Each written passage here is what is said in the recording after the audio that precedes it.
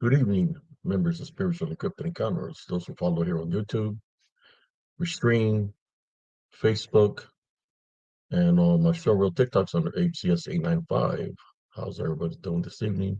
I hope everybody is doing great uh, today, or should I say this evening. Tonight we're talking about myth and legends. That's going to be the topic for tonight.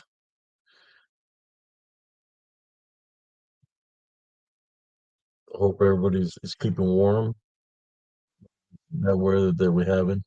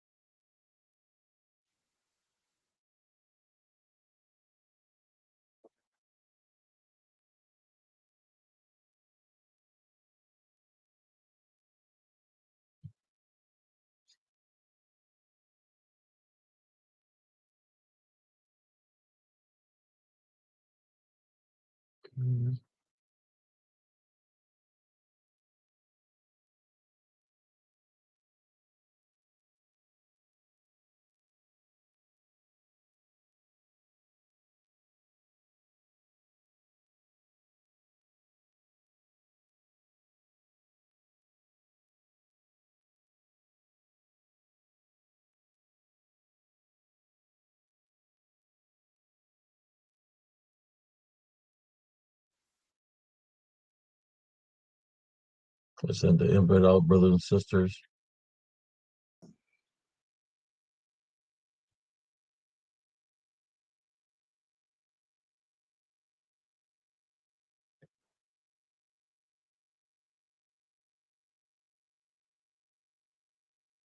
How you doing, Sister Abigail? What's up, Lawrence Morgan? How you doing? How you doing beyond the box?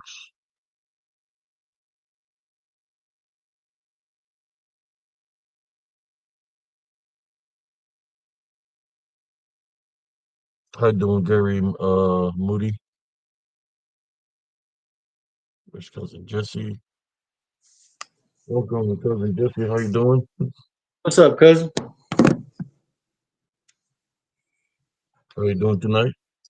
I'm very well. How are you? Hello, everyone. Good. My cousin, I'll be on the box.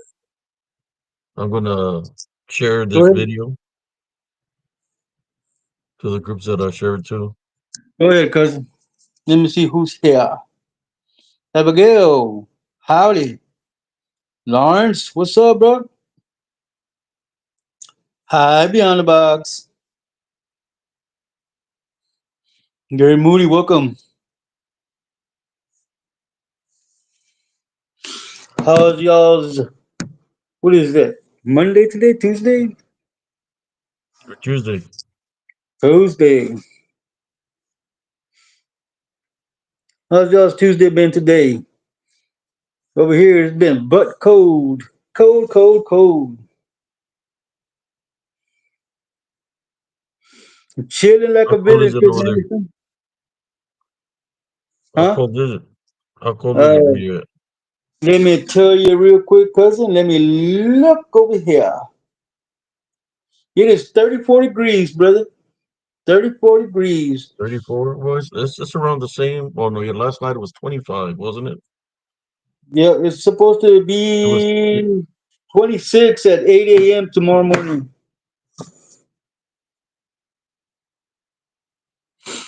How's everybody doing tonight? I hope y'all are staying nice and warm. Hi, Nelly Turner. How you doing? Welcome.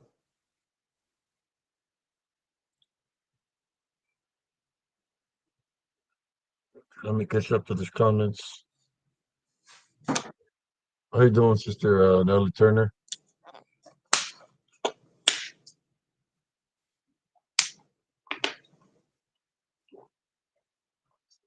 So tonight's myth and legends, cousin Jesse, Huh? dealing with I guess I didn't put everything, but we can talk about all kinds of myth and legends tonight. But I wanted to focus on the myth and legend, our encounters of the uh southern part of the United States, of what we Okay. witnessed when we were growing up, and what our great grandmothers and our elders will tell us. Okay, okay, we can do that. I'm sorry your dog got hurt beyond the box. I put mine to bed.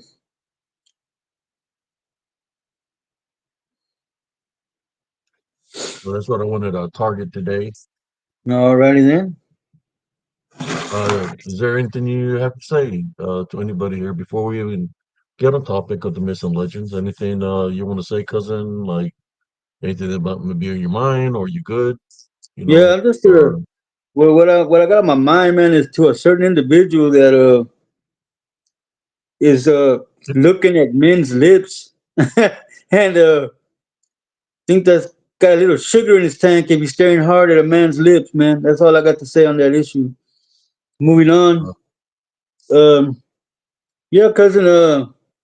I remember back in the day when I was little, man. That right after my mom and dad split, when I saw my dad hang himself, man. Uh, how old were the- you when you see him? How old were you when you seen this happen that he hung himself? I had to be at least almost 5 years old, man. I was four and something when I remember he sat me on his right lap and he sat my brother Joe on his left lap. And my little brother Gilbert was 6 months old, man. He put him between his laps and he told me and my brother Joe to hug him and kiss him. So we hugged him and kissed him, and then he put us down and he left. Me being the way I've always been, man, I was always very overprotective over my father, man. Um, I followed him. I saw him going to a barn where they kept the tractors. So I followed him, and when I came inside, the only thing I saw was him jump off of a box, and he started to swing and twitch, man.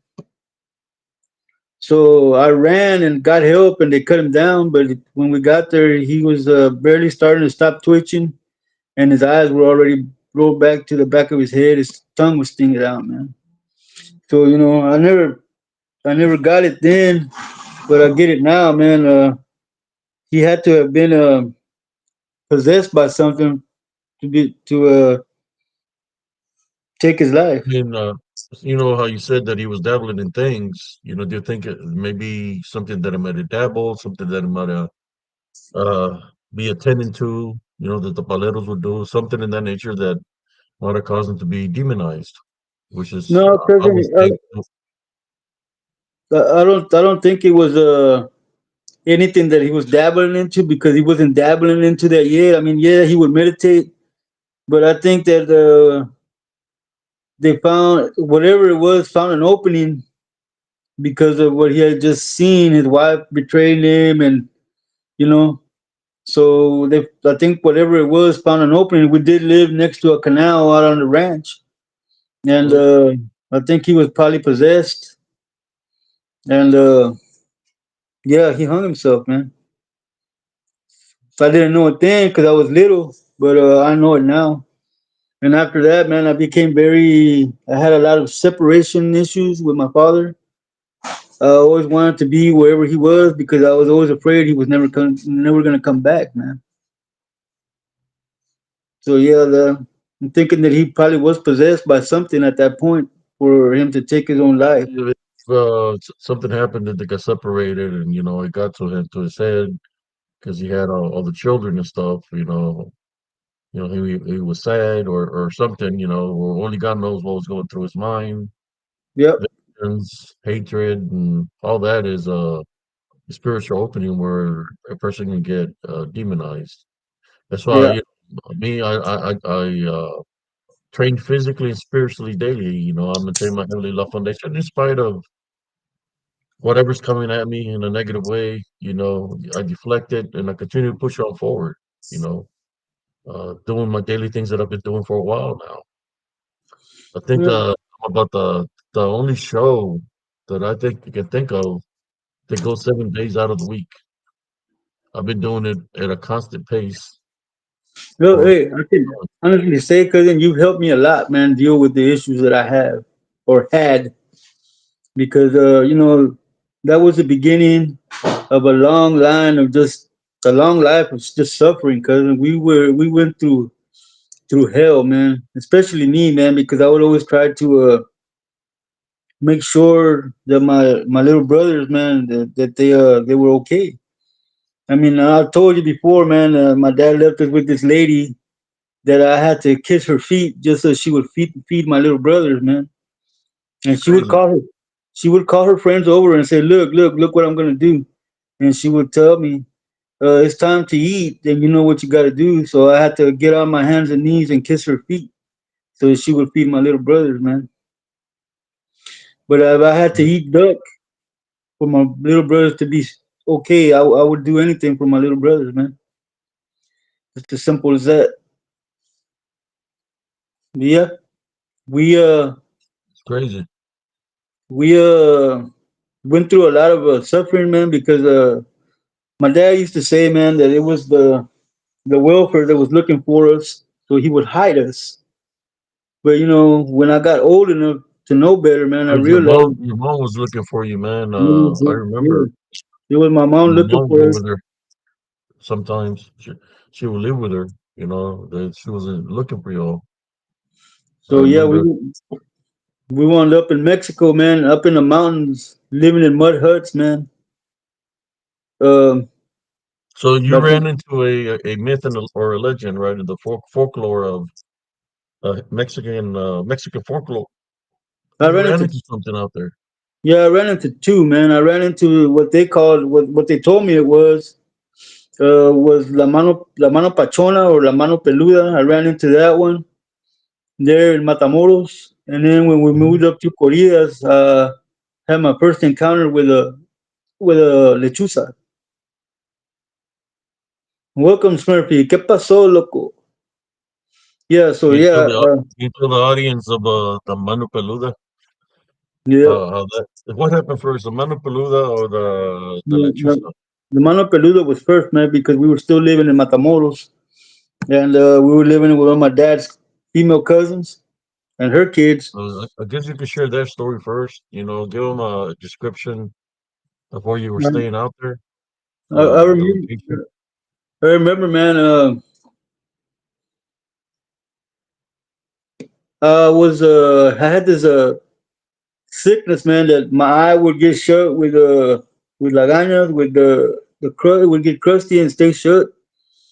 And somebody woke me up, man. I was taking a nap that my cousin was getting beat up, man. So I ran out there and I learned my lesson from there too, because I got into a fight to help her, and I told the guy, just don't hit me in this eye. My eye was closed. That's the first place he hit me.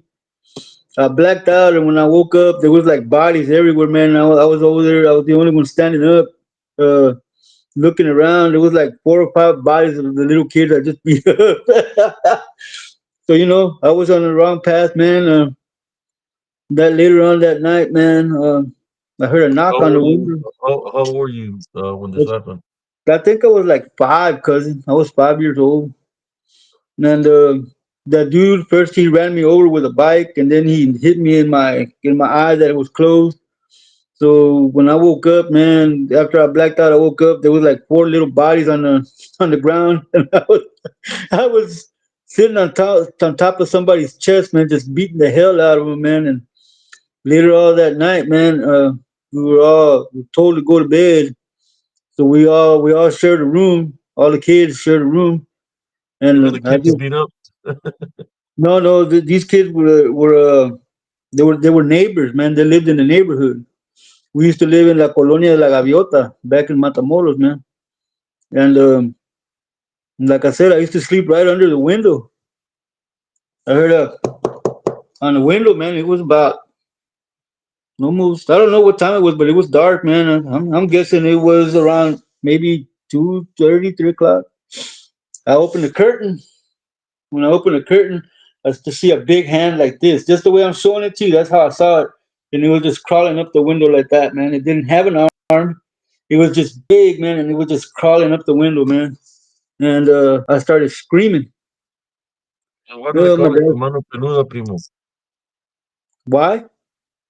Yeah, what does it mean in translate peluda? Well, Uh, in what do English, it would be the hairy hand, hairy? The the hairy hairy hand. hand. Yeah, and like I said, it didn't have So a. the hand looked like a beast hand.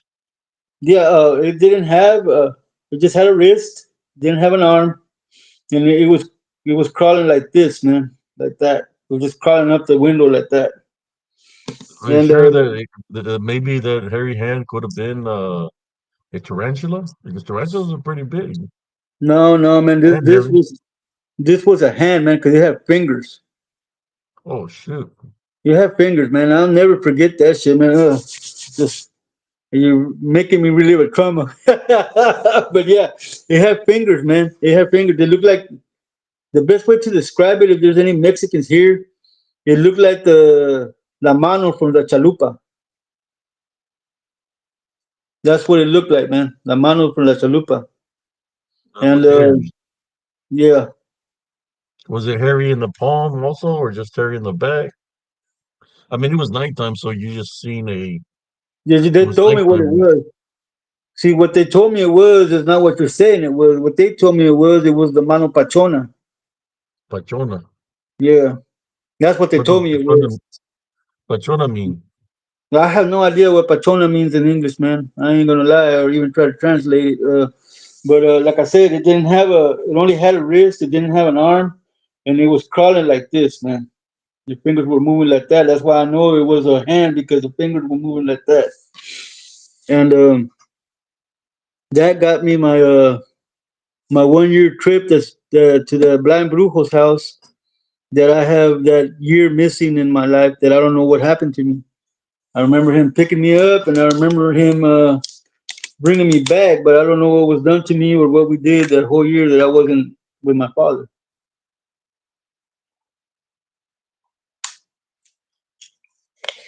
So, so from there, apparently the welfare was had come into Matamoros and was looking for us, man. See where the plot thickens. What is the welfare gonna be doing in Matamoros? So we wound up in Las Norias Curias, living up in the mountains, man. We took a bus ride up the mountain. I remember, man, when I got there, I was wearing my Britannian bell bottoms with some platform shoes, man. A belt with three holes in it, and a silk shirt with flowers on it, man. I was real hip in the '70s, man. Um,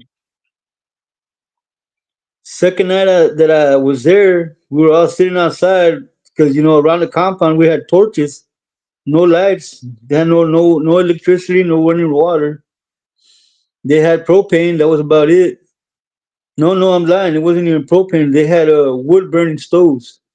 Yeah, Primo, before you continue, I looked what I got something I downloaded so I can share with the viewers Okay, man. here on Spirits from Encrypted Encounters. Let me get to it real quick. Uh,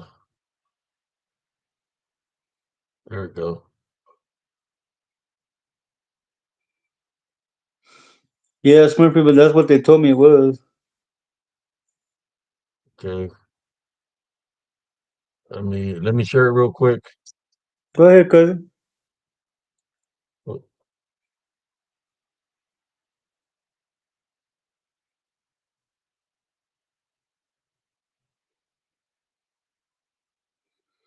That's that motherfucker right there, man. let me go to you. All right, there we go. Yeah, yep. This is el cuento de la mano pachona, the tale of Mm-hmm. the fuzzy hand. Mm-hmm. That's what cousin Jesse seen is that he said it didn't have a wrist, but it's a legend. That's what I It's saw, the cousin. I'll cuento. never forget it. It's a legend, man. It's a true thing. Yeah, furry, hairy, fat, thick. Yes. Like I said, they have fingers, so that's it right there, cousin. That's what I saw. Never forget it. I told you that maybe it could have been a tarantula. Uh-huh. But there you go. It is a true. It's a el cuento. It's a true like folklore. It's a It's called cryptid, I bet you. La Mano Pachona. What's up, Ridge Runner? How you doing, man? And you were a kid, so you must have been huge. A huge fan. Yes, it was huge, man. I told you, man, I got traumatized for that shit. Good night, Under Fire. Bless you as well. Yeah, man, that's exactly what I saw, cousin. I'll never forget that shit. My skin is, my hairs are starting to react, man. Están todos parados a la chingada. There's like different. I seen here when I looked it up, there was different manos. But this was la mano peluda. Mm-hmm. What's up, Laramie?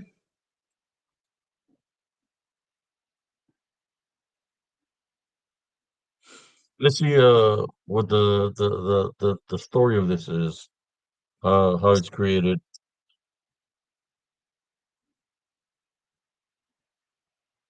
Let's see.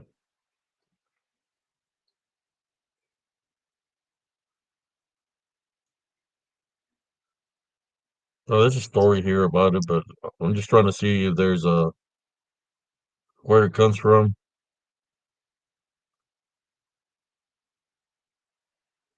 It says not even in your wildest dreams you wanted to be face to face with the fuzzy hands.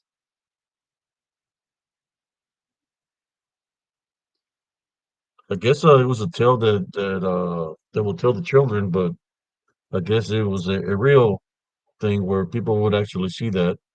Mm-hmm. I saw it. And it's weird because if you look at it, it looks like it's got a face in the center, Mm-hmm. like it's got a face. It's got a demon face. Yeah, like a demon face. Okay, now I'll let you continue. Let's get back to the show. Let you share what you were going to share before I, you Any know, questions? Any questions on the any mano patrona, questions? people?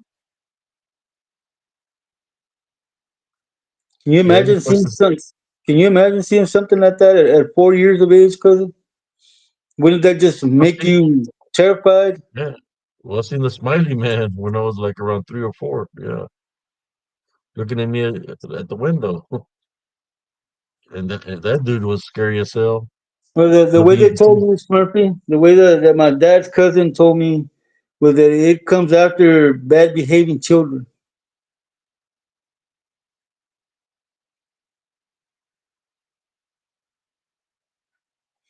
I have no idea, Lermy, if any other people experience it beside me. But if there's a folklore, that means that it's might be a cryptid, and I'm pretty sure there's people out there that have experienced it, man, that have never come forward.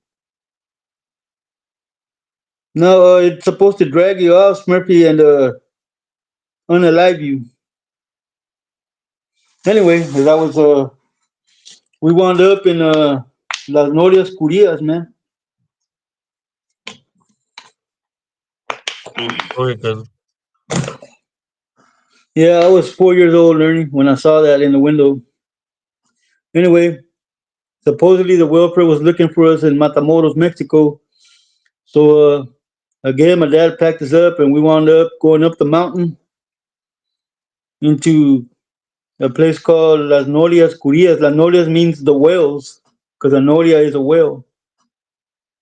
And I remember when we first got there, it took us a whole day on a bus to go up the mountain. Man, you could look down and you could see where if the bus driver made a mistake, we would just fall straight down. And we got there, and the second day I was there, we were all sitting on the fence because we had a wood fence that went around the compound, and there was torches like every 10 steps. There was a torch around the compound, and I heard some whistling. So, I was an American kid, man. I didn't know any better, man. I whistled back, and my cousin, what was his name? Cheque, said, "No, don't whistle back. He's gonna come for your ass." I go, "What are you talking about?" Goes, "He was that's a lechuza." I go, "What the?" I said what the people at the LBL said. What the hell is a lechuza? The How do you Michael, spell it? the Michael. And he told me that it was a witch that was transformed into a bird, an owl, and that since I whistled back, she was gonna come back and take my eyes. So instead of sleeping where I had slept the night before, I slept on the dirt floor in the middle of the hut. And while we were there, when I was there on the floor, I heard like a flutter of wings and something landed in the yard.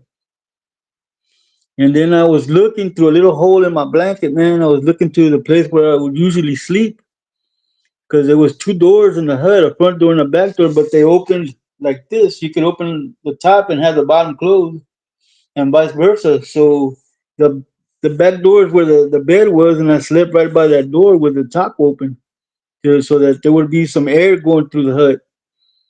Well, then I was looking and I see a hand come in through the door, and it was like reaching in, trying to find me. And then I saw the silhouette of a old lady with a she looked like a witch, man, like your typical Halloween witch, long Oh, nose and a chin with her hair all frizzed out, and she poked her head in like that and was looking and searching the bed but couldn't find me. And it left, but I never slept back on that bed again. And I slept in the middle of the hut every night where whatever it was wouldn't get to me. And that was my first encounter with a lechuza. I think I was gonna be six. Yeah, gonna be 6 years old when we lived out there, man. It was a very hard life out there. They call it La Norias because, like I said, it meant whales, and that's where we got our water. There was a pond in the middle of the compound where the rainwater would collect, and we would have to strain it to drink water, man. That's where we got our water from. Nobody bathed there, nothing like that. To go take a bath, we had to walk 15, 20 minutes to the river to go take a bath in the river, like true Indians, man, true natives. There was no supermarkets. A truck would come up the mountain once a month. You bought what you needed, and if you ran out, then you had to hunt. I was always the the bait that get the wild pigs to chase me, and my cousins would jump out of a tree and spear them as it was running by. Uh, we trapped birds. javelines, the Huh? javelines, the Uh-huh. javelines. Hmm. They used to make a special thing, and I still remember it was called masa de jabalin, and it was a meat with some masita in there. I remember it was delicious, man. To drink, we used to drink a tea made of yerba de venado.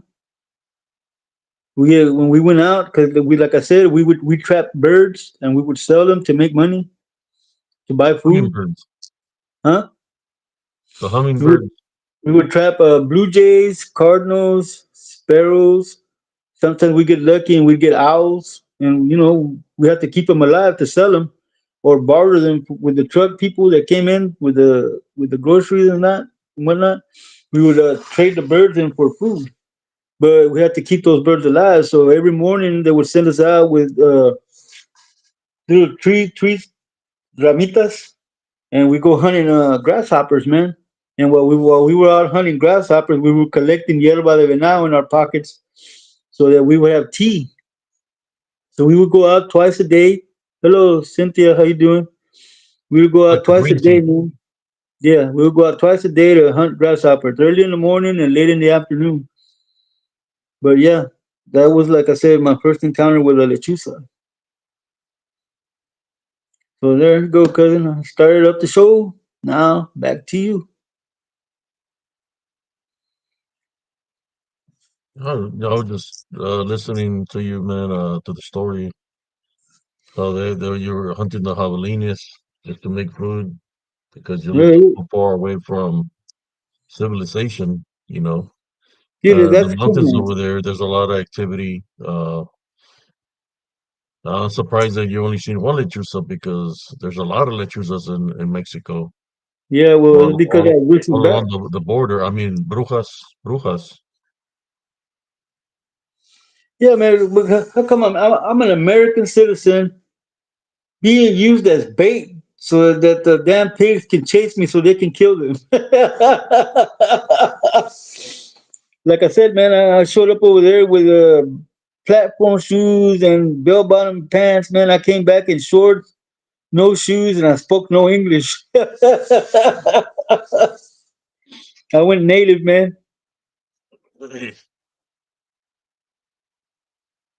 Yeah, So yeah, man, that was like I said, my first encounter with a Lechuza. Man, 5 years old, it was man. a bruja lechuza Mhm. because you Mhm. heard the wings flapping and she landed. Uh, the thing is lechuzas. Why would the lechuza be there? Normally, when a lechuza because you whistled, you say you whistled, so Mhm. you attracted the lechuza with a whistle, Mhm. and that's when she came because you whistled. Yep, that's how come I'm like I don't when I hear whistling at night, I make sure that I don't know how to whistle. It didn't help me when I was a gangster, man, because I couldn't whistle. But hey, at least I knew no bruja was gonna come take my eyes anymore, man. What's up, Chris Anderson? How you doing, brother? Yeah, man, I dealt with lechuzas all my childhood, man. The brujas, the witches, they were out there. We live in the Rio Grande Valley, which is South Texas, right by the border. So all these legends that they speak of, we witnessed, we seen them. And we'll talk about the Llorona. We witnessed the Llorona, Lechuzas, what he's talking about, La Bruja, and the Hat Man, Smiley Man. Some people want to call it what do they call him? The Hat Man. Yeah, we The, witnessed the Hat Man. the Thin Man. Uh, What they call him. but I don't want to. I'm just saying that we witnessed a lot of things down there in South Texas.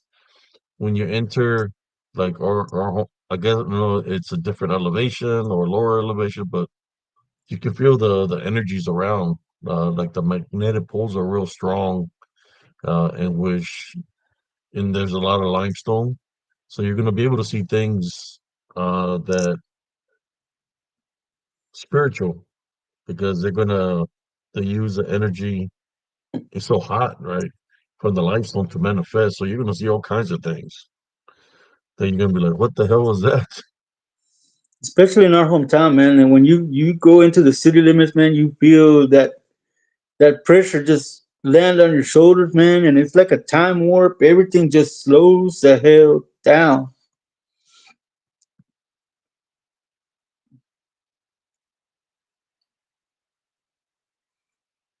Man, I'm Yeah. waiting to hear my comments. Any comments for cousin Jesse, brothers and sisters?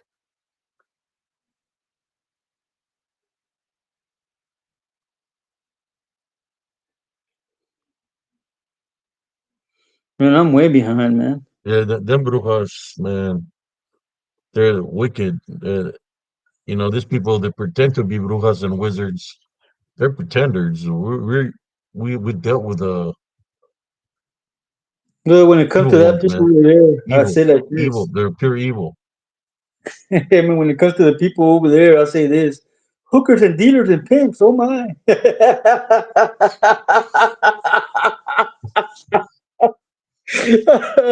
uh, I'm sorry, cousin. I couldn't help myself, man. Yeah, they wouldn't understand, man. What we had to endure. But las brujas and brujos, I encountered them all throughout my life, man, and I still do. They still come to me and let me know who they are, and I let them know who I am, who I stand for. with Jesus Christ, but they come to me all the time. For some reason, I'm back. It's like when you do the good works, right? You do the good works, they're always going to come at you because they want to stop you from doing the good works, trying to help out people spiritually, going to prayer. So they're going to target you. They're going to try to paint you to be a certain way, uh, try to give you a bad reputation because that's what they do, right?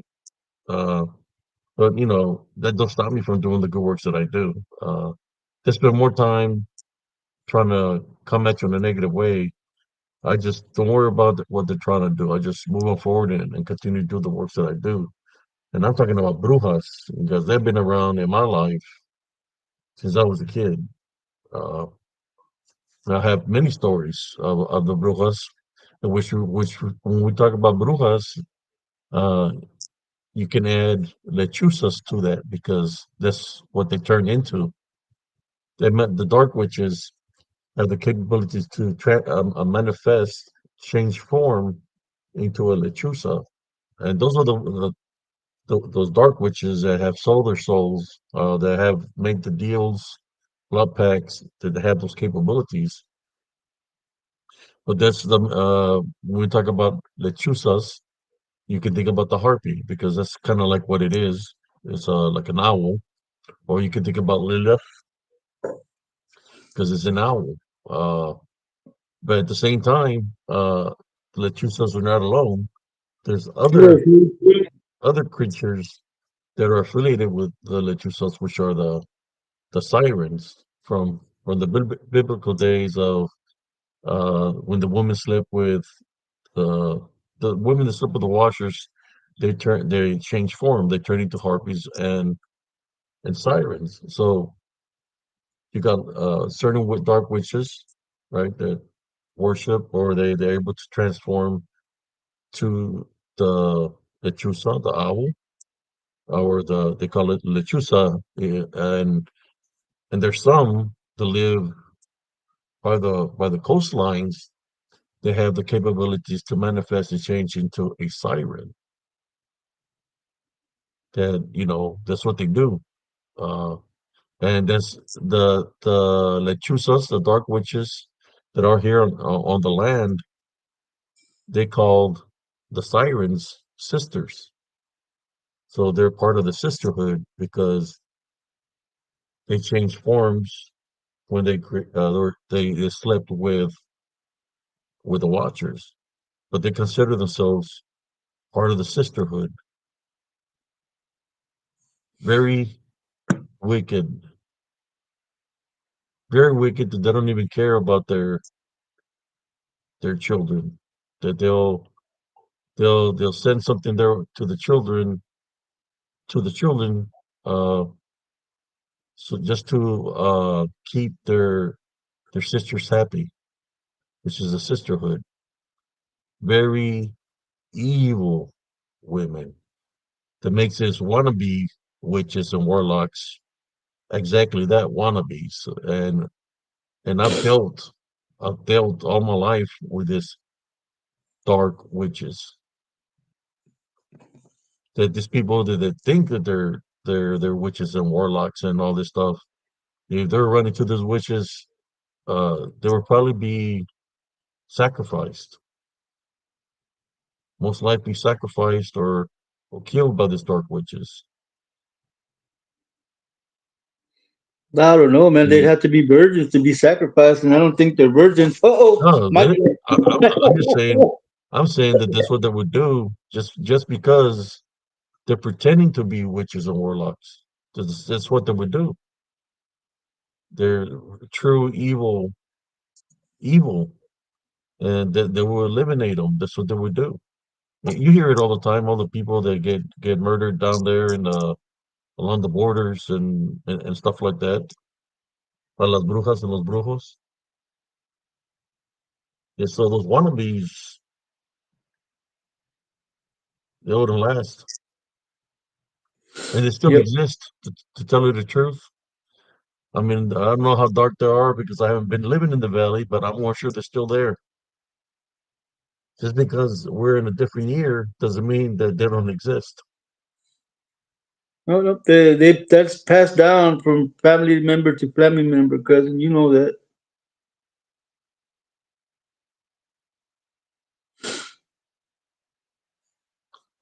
So the first time I encountered the Lechuza, witches were already coming after me, uh, where I was like a couple of months old and I was being found in between the mattresses, and the mattresses from back in the day had a lot of springs. So imagine a big mattress and me underneath the mattress.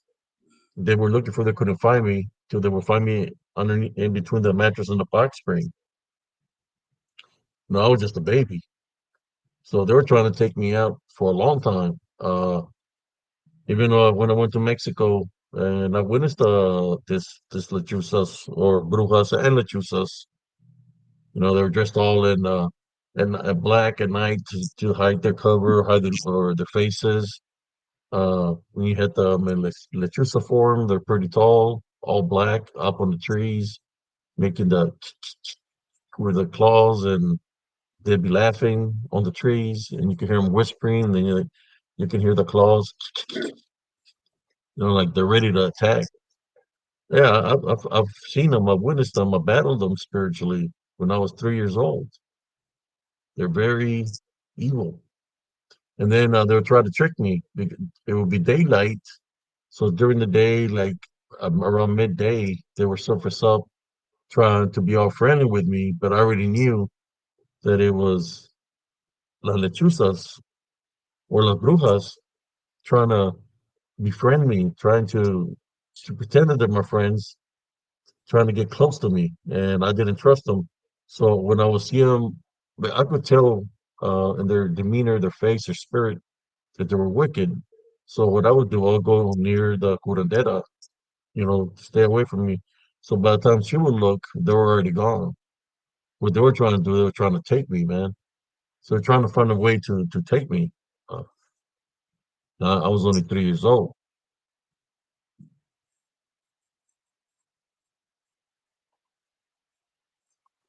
After I left that area, after I left back to the States, I followed the Lechuzas, they're part of the sisterhood. The sisterhood is everywhere. They're in every town, they're in every state. The Brujas, those that are affiliated, sisterhood, they're everywhere. So when I moved to back home from Mexico to home to my hometown, they followed, and they would come and terrorize our house. Like on Saturdays, they'll come and land on the trees.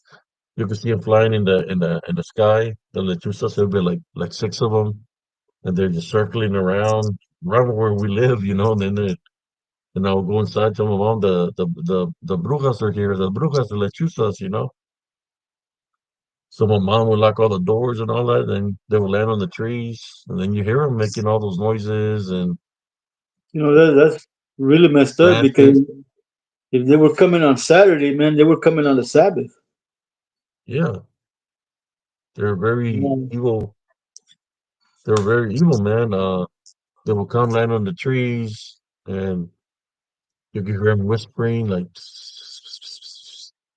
and my mom be like, "Y'all hear that?" I said, "I would say, yeah, I hear something," and then they were like laugh like women, like ah.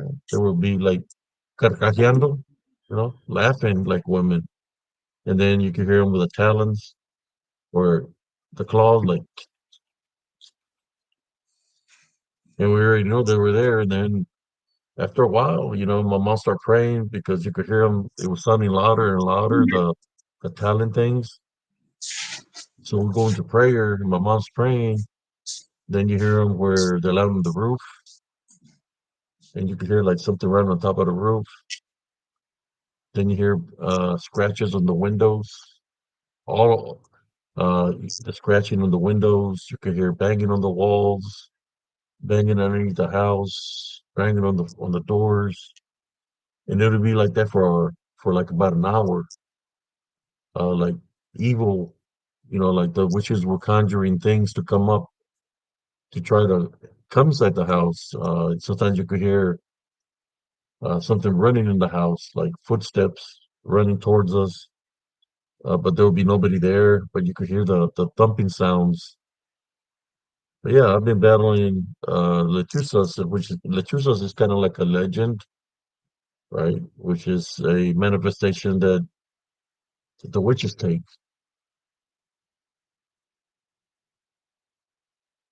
So yeah, that was about every Saturday. Same thing would happen every Saturday. They would show up. This happened for many years, from when I came back from Mexico. So let's say like when I was 4, all the way till I was like around 10 or 11, and even like that, I think sometimes it would happen when cousin Jesse was staying there.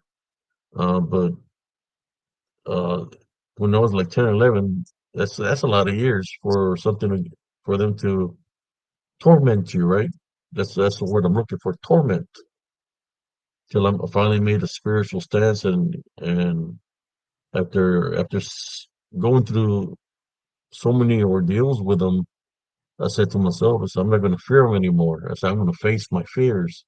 I went out there and I was already like 11 years old. I seen them on the trees and I started hitting them with the rocks, big old rocks. I was a pitcher for Little League and I was nailing them hard with the rocks. I think my grandmother came and just like, 'cause my grandmother lived right beside us, and she's like, "What are you doing?" Because I was yelling at them, telling them to leave, and they would laugh. My grandmother came and I said, "What's the matter? What are you doing?" And I told them there's some brujas or lechuzas on the side of the house. So she went over there and she said something to him. I don't know what she said to him. All I know when she spoke to him, they flew away. My grandmother, she said something to him, they flew away. And that's kind of like the last time that I had a battle with them. But for many years, I battled this brujas that they were in the manifestation of lechuzas.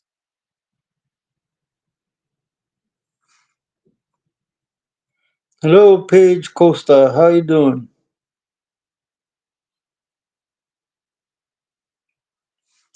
Yeah, that's a good story. It really is, Murphy. That's when Abe decided to start messing them up so he could tell who they were during the day. They'd be crippled Yeah, by I rocks. would see them during the day. They were all be messed up, man. Like when I would hit them with the rocks, I'll be at the HEB and this old lady be looking at me all ugly. And I'm like, what's the matter with her? She had a black eye. Or I guess I hit her with a rock, right? So she's looking at me real ugly. You can see all the bruises. She, she literally had the welts on her, like on her arm where I would connect with the rocks. You can see the rock form on the arms. So they were a manifestation of a lechuza. So when they turned back to human form, they had all the bruises from the rocks that I was hitting them with, and they'd be looking at me all ugly, all beat up. I think one of them was missing a couple of teeth. Got her in the beak. She was missing a couple of teeth, but she wouldn't say that they would never say you hit me with a rock, but you could tell that they were pissed off when they were looking at me. That's what Yeah. happens when you come mess around with me. You get beat up.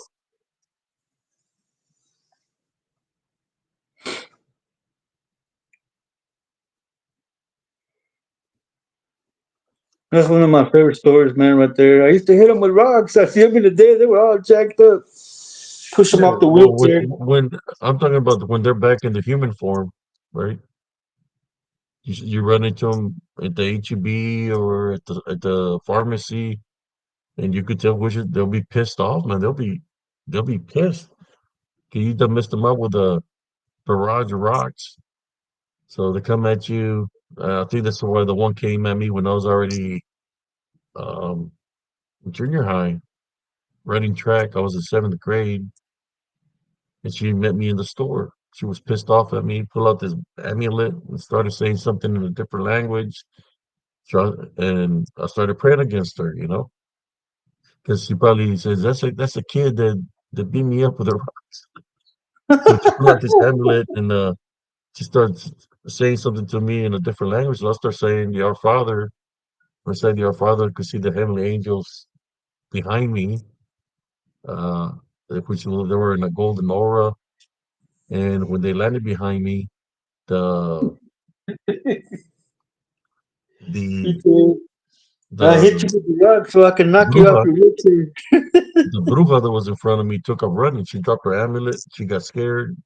It shattered. The amulet, it was not an amulet. It was something, a necklace she made. It had bones and chicken feet or rooster feet and all kinds of stuff on it. Crazy feathers. And she took a running.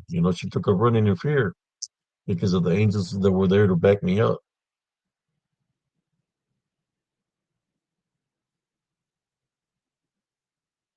That's messed up beyond the box.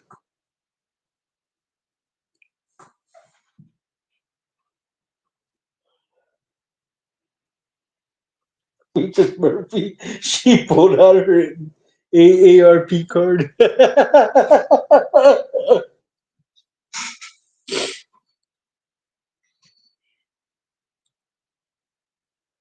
I need It's a new crazy. wheelchair.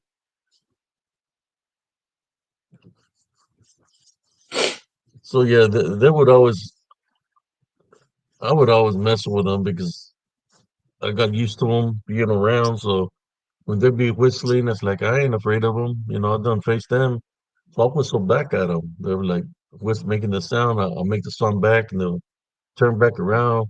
But they were afraid to come land on the tree because they already knew what's going to happen to them. I already had a I always had a little pile of rocks there waiting. So when they landed on the trees, I hit them with them, and when I hit them hard, man. That's like I could throw pretty fast. I'll say like 89 to 90 miles an hour ball, rock coming at them. It's a good Oh, pitcher, left-handed pitcher that I will hit them so hard, and they stop flying. They stop landing on the trees, man. They get tired of the abuse. Peaches Murphy. I mean, Ridge Runner. They see you at the pharmacy saying limping ain't easy.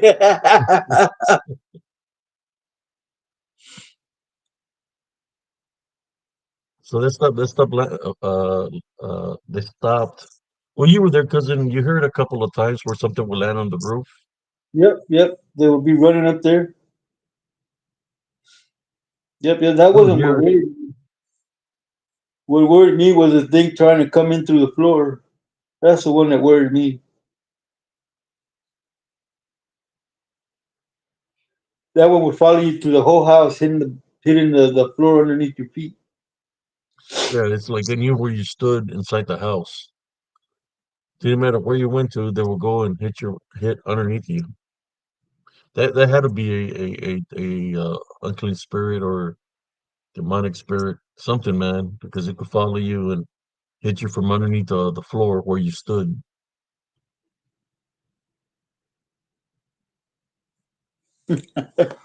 That would help beyond the box if you carried some rocks.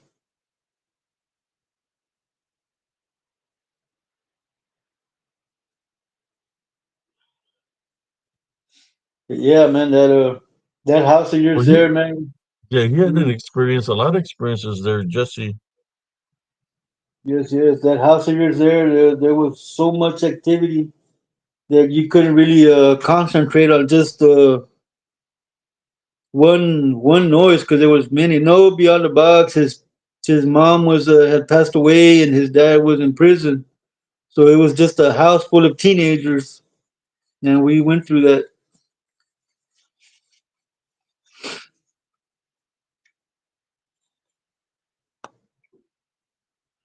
We grew up with no parental supervision. Abe had 3 jobs and went to school, and he kept everybody afloat.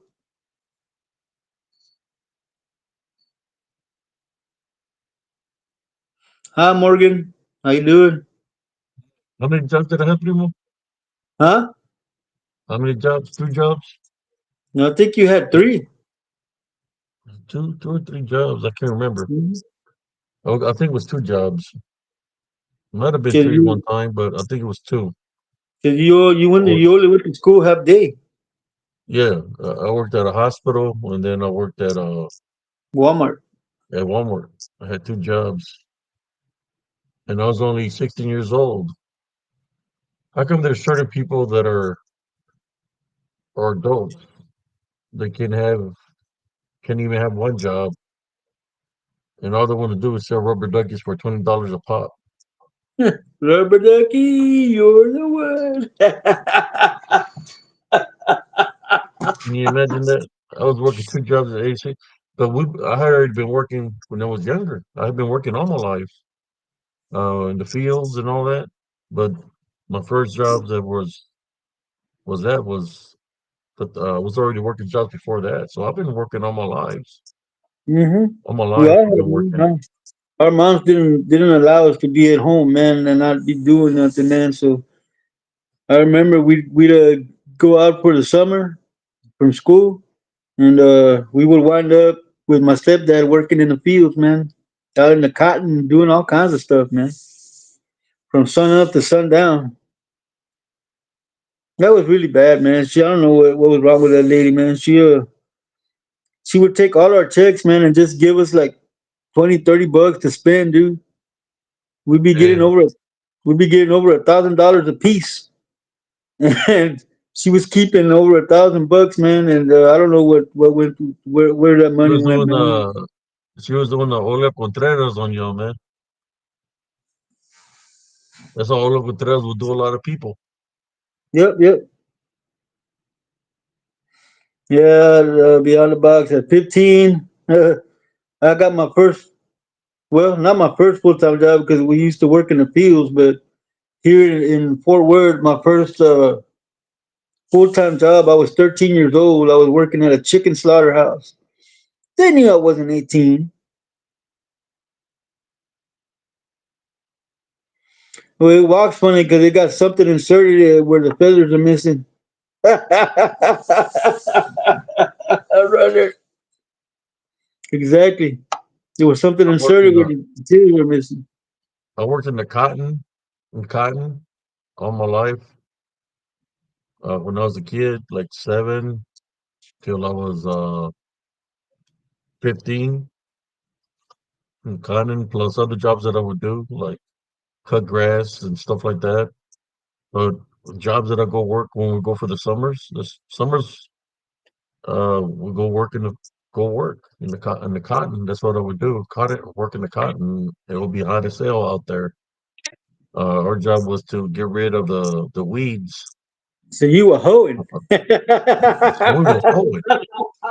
We were Hoeing hoeing the ain't easy. cotton. Hoeing ain't Oh, easy, cousin. yeah, it wasn't easy because it was hot as hell.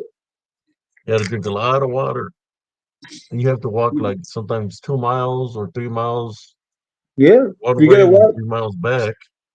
Yeah, You that's gotta how watch long it. the cotton rows were. Oh, I'm And sometimes sorry. you might run into rattlesnakes, I went rattlesnakes, to, that all kinds of things out there. nah, man. When you hoeing, you just gotta stay on the corner. I'm sorry, cousin. I can't help it. Anyway, yeah, nah, man. Sister Morgan says, Mhm. guess when you're a 50-year-old man still living with your mother, they think that you don't need a job. I remember my mom used to give us the ones that for the field, man. They had the double. It was a double wide hole. It had two holes in the. Yeah, It had two holes in the middle, and it was the wider one. those She were she heavy. she'd wake us up in the morning. She goes here, and she give us a file. Put that in your pocket. Now go work. Yeah.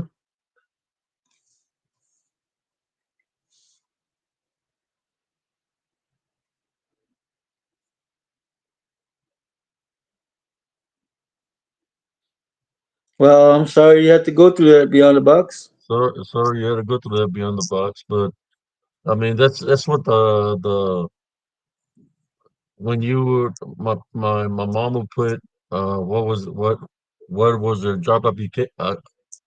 occupation? Well, it has to go with what you do, right? So she couldn't put that she was a tractor driver. So she had to put what she was doing, because you're gonna give a perfect description of what your job is. And our job was hoeing, clearly hoeing in, agriculture. She put agriculture, hoeing, Hoeing.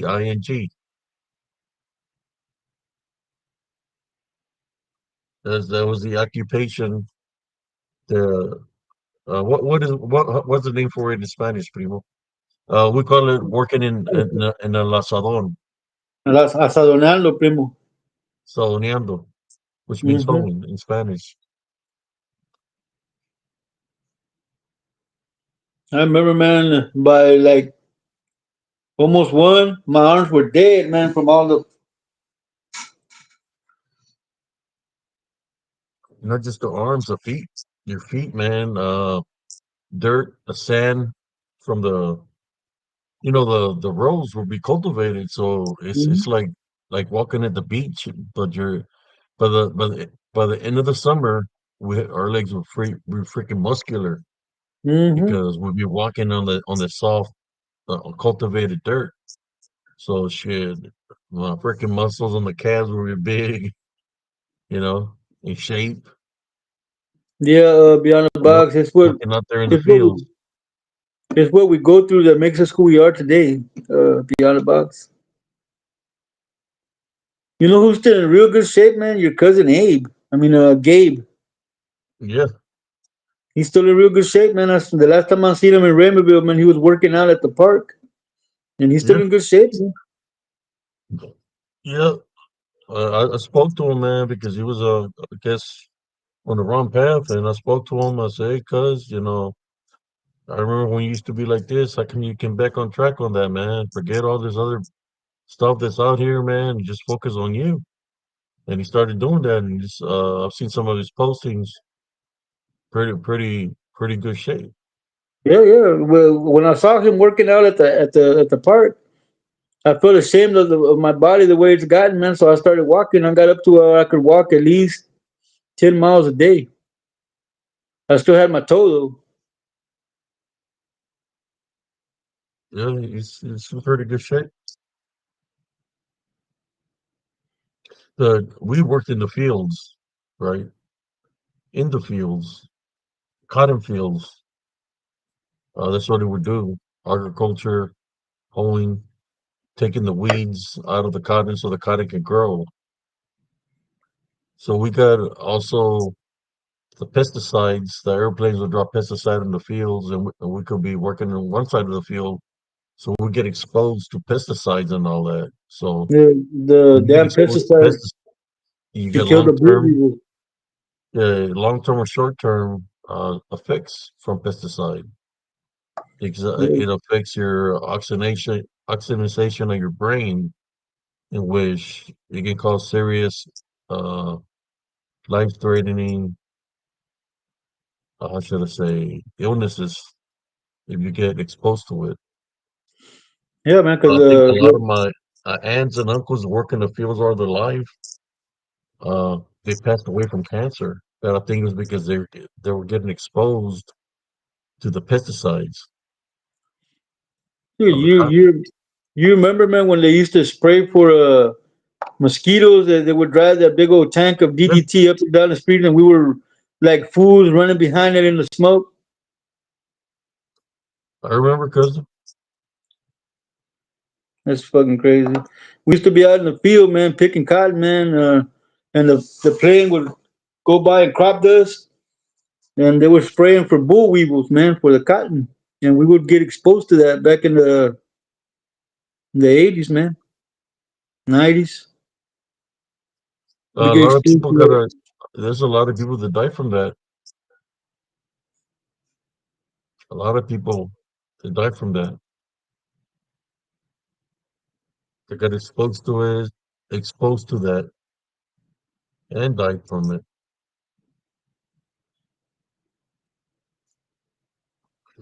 Yeah. I almost died from that the first time I went to Mississippi, man, because whatever pesticides they were using, man, when they were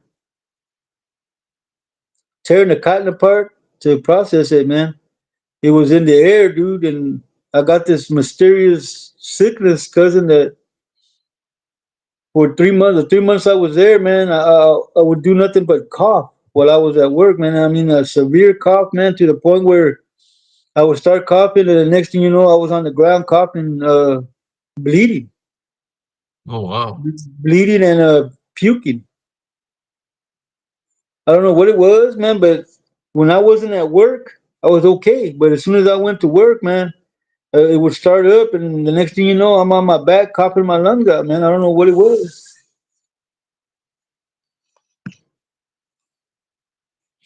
That was when I ran into the werewolf, the first werewolf I ran into. That was happening to me, Well, man. I know we're getting a little bit off the topic because we started talking about, but there's nothing wrong with talking with reminiscing from the past. Let's get back on I topic, cuz. mean, no, but we're still kind of like in topic because we run into things with the jobs that we did. We run into things out there that was. I mean, you ran into as you worked in a cotton gin. You ran into this that werewolf or lycanthrope. So, well, yeah, I've run into a lot of things out there that's unexplainable. Well, one of the legends it has to do with rain and water, with water, lakes, creeks, and that's a legend that we know because it was told to us, and it's a legend of the Llorona. And we know how The to spell it.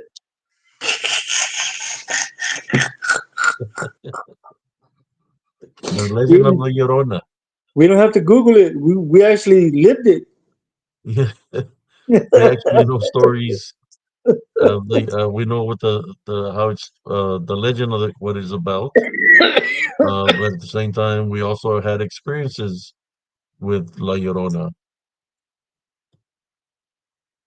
It's spelled with two L's.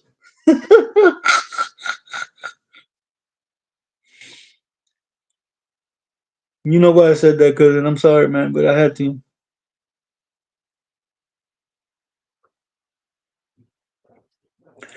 The legend Uh, of the Llorona. This the Llorona is not just a Mexican folklore. She's spotted everywhere around the world, around water. even around the water source. I think the Irish people call her the Wailer. We know her as the Llorona. Uh, some people think she's some kind of banshee, but we know who the Llorona is, what she's about. You know, the legend of the Llorona. It was a woman that had children, and she was dating a married man. She wanted the married man to leave his family for her and her children. Till the married man was just, you know, it was an affair. So he told her that he was going to remain with his family. So she got mad and she blamed it on her children. So she grabbed her children and drowned her children in the river. Uh, when she killed her children, then she went back to the man trying to say that if he wanted, that she was by herself now. She didn't have no children, and he still told her no. So I guess did she kill herself anymore? Yeah, she committed suicide, man. She I committed mean, suicide after that. You know, and she so was she the was the punched thing and is, died. the story is that her spirit was condemned to roam Earth for forever to continue to search for her kids. So sometimes you hear her wailing near creeks, rivers, even by the ocean, uh, any water source, or if it's raining, Mm-hmm. you might run into the Llorona. She's dressed in white. Why would she be dressed in white, Primo? Because she I think wanted to it. get married with that guy, right? She's in like a wedding gown or something like that. Like a wedding gown. So that's how she died. Uh, I mean, she wears white and she's got a veil over her face, like a bride. Mm-hmm. But and one of the things she does is she's Yes, always Chris. crying for her children. Uh, she goes after children that are not baptized, and she goes after men that are having affairs, that are being unfaithful to their wives. Uh, And unbaptized children. and unbaptized children. That's who she targets spiritually.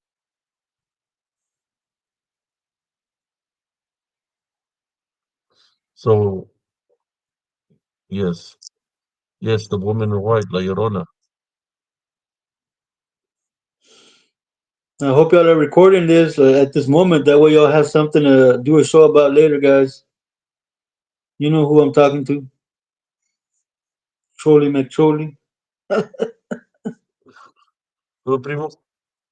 Trolley McTrolley and his squad. I hope they're recording this right now. That way, they'll be able to do a show and talk about it instead of googling it. Uh, yeah, they sure like coming trolling over in their comments because they don't have no experiences, so they want to, I guess, try to steal stories and stuff like that. Yes, sir. Yes, sir. Yeah, they do a show about secondhand accounts anyway, so they can take it secondhand.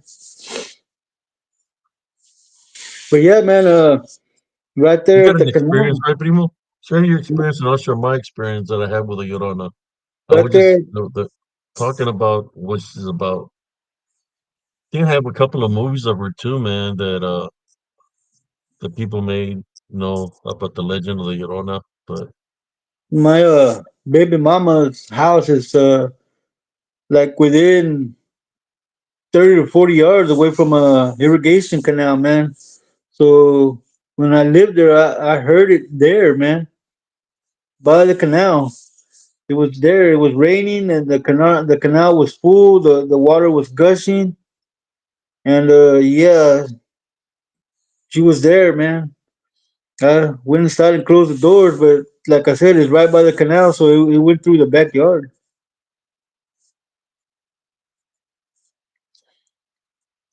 No you one, seen her, don't ever people? want. You seen her how she looked? So all I saw when I looked through the curtain, man, I just saw a figure with a white dress on, and it was going through the yard crying. What's up, Breezy? Breezy is in the heezy. What's up, Breezy? What's up, Breezy?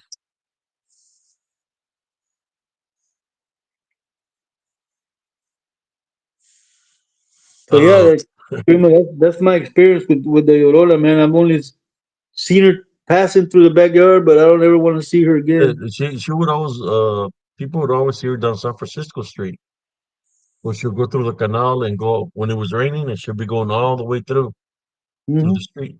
You see her dressed in white. She'd be headed toward the Golden Pond.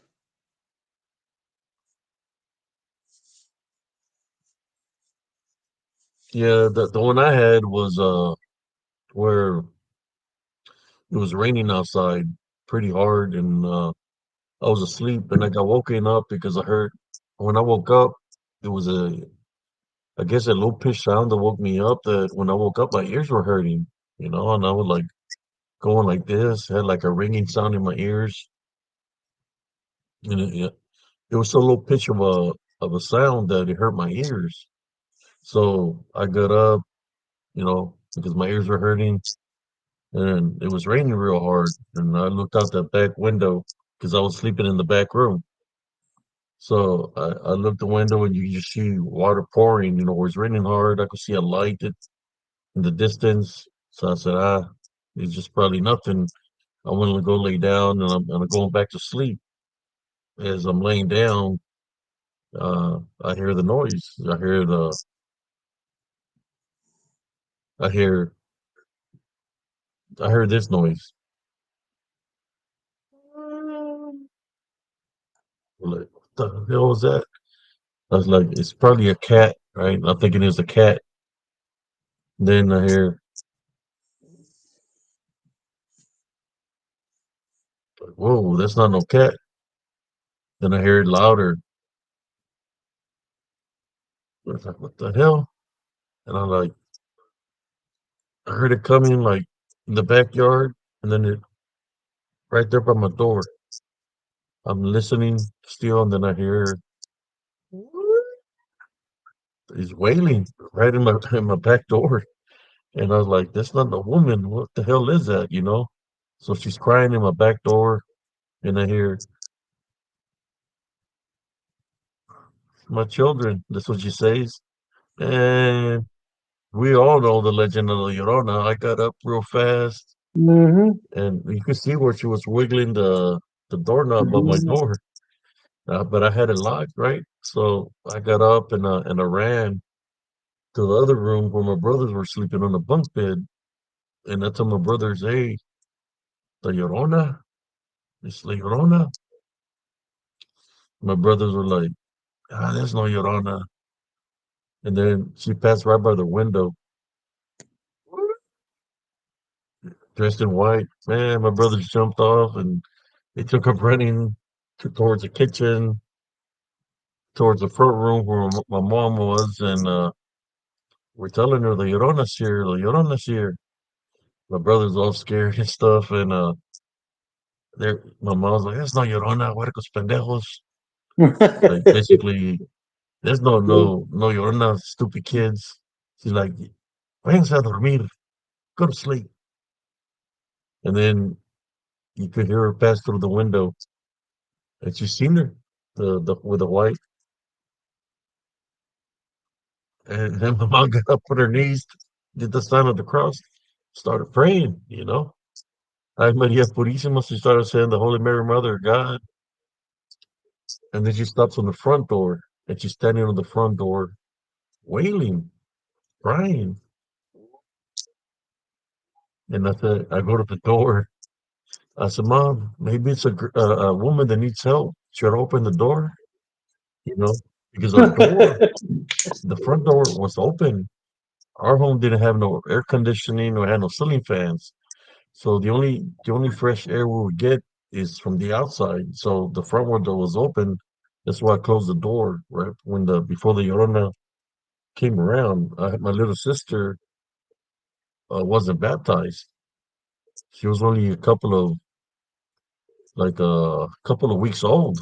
So I grabbed my little sister, gave it to my other sister to hold on to her, and I closed the door before the Llorona came to the front door.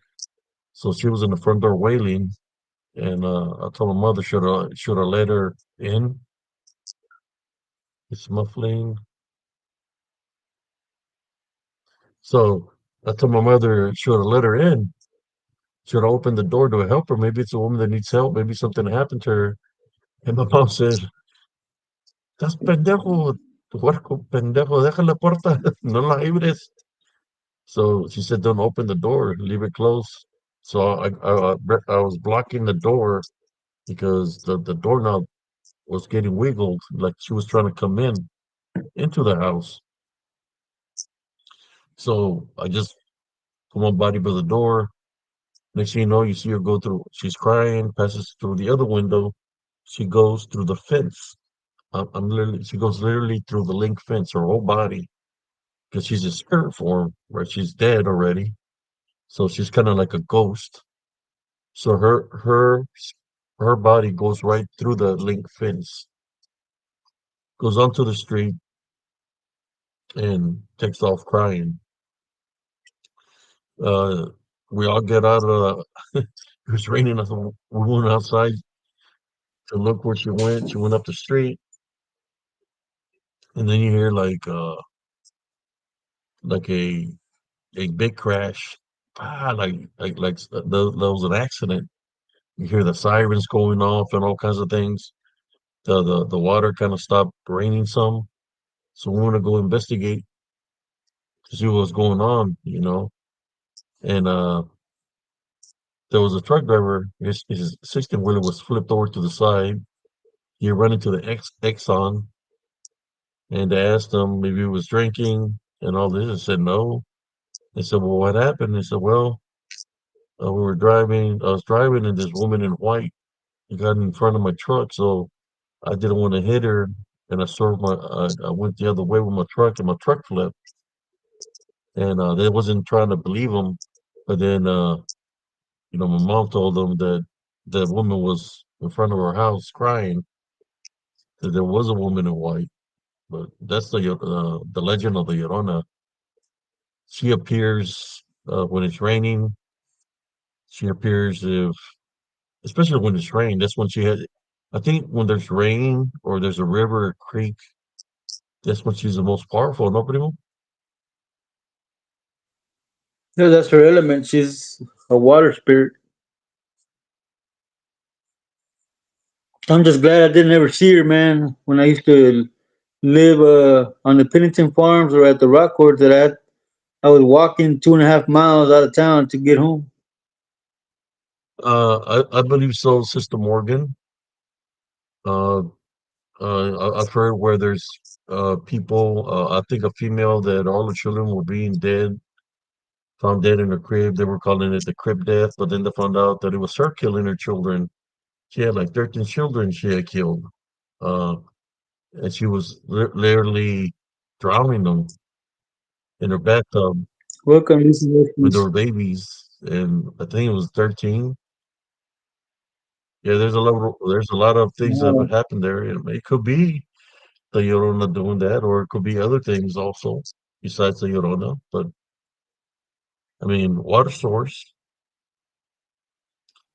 I believe Case Casey Anthony, is she the one that dealing with her husband is the one that killed her. She was pregnant. The one that happened in Modesto, California. I think that's what you're talking about. Or is it a different case, Casey Anthony? No, I think that's the I think one. the one from Modesto's name was Casey also. I don't know, but I think what I know she's talking the female that killed her children.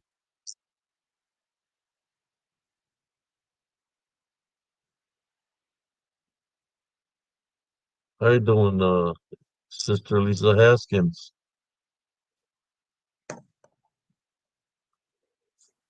But the Llorona, she always travels by herself. There was another incident that happened where it was raining and you could hear people screaming and they were yelling. They were saying that the Llorona was there. So all the people from the barrio came out. You know, let's go see what's happening. They were saying that they had her trapped in a what do you call it, primo?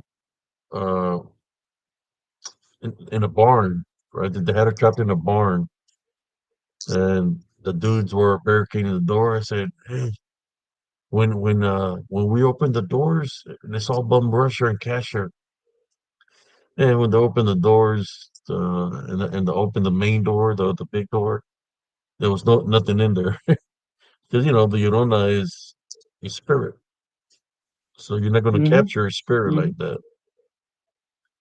They said they had chased her, that she went into the barn, the trucker barn, but those they can catch her that way. Good night, Beyond the Box. Good night, Sorry about your puppy. good night, beyond the box.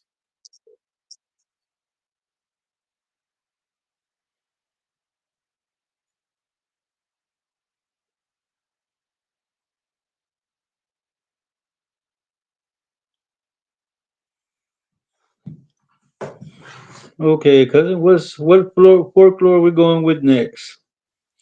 We've done witches, brujas. We've done mano pachonas. You, We just did.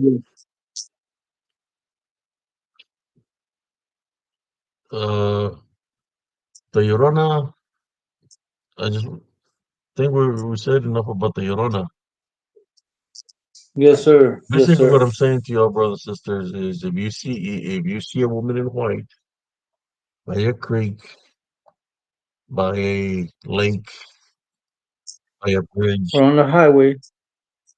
if it's raining, you might run in. That might be the Llorona. So I would suggest don't try to pick her up. Sometimes you won't need to. She'll just appear in your back seat. I'm just saying that Chris, that's where she's located at. She comes out by the lakes, by the rivers, by the creeks, any water source, and she'll be crying for her children. Somebody says here, Chris Anderson wants to talk about hombre lobo. He's talking about werewolves.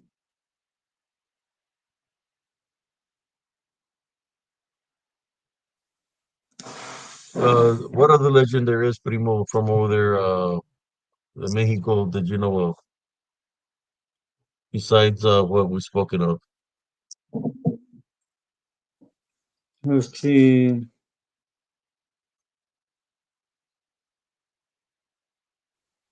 Well, for a while there, man, the legend of the pajaro, the pajaro. I remember when we lived there, yeah, they would come through the radio at night not to let your children go outside because there was something of abducting children and livestock and people. We lived in Matamoros when that happened, man. That the pájaro sightings were going around. Yes. Yeah, a lot of people were uh, the pájaro that happened because I got scratches of it, of something that scratched me, that attacked me and scratched me in the face when I was 6 years old. You know, I was 6 years old when that happened. Uh,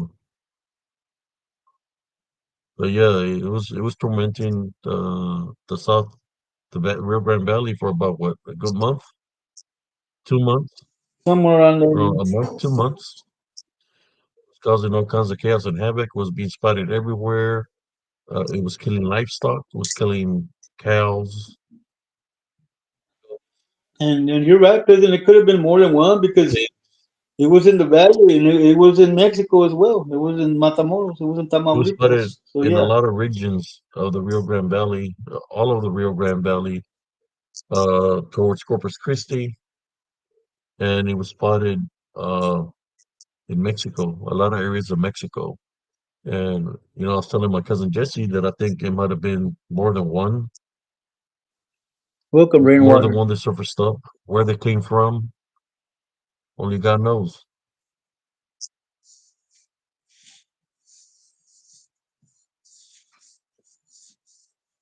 But yeah, they were causing all kinds. A lot of people got attacked by them. They were being attacked by them. You know, but I can call that a myth or a legend because it's just a story.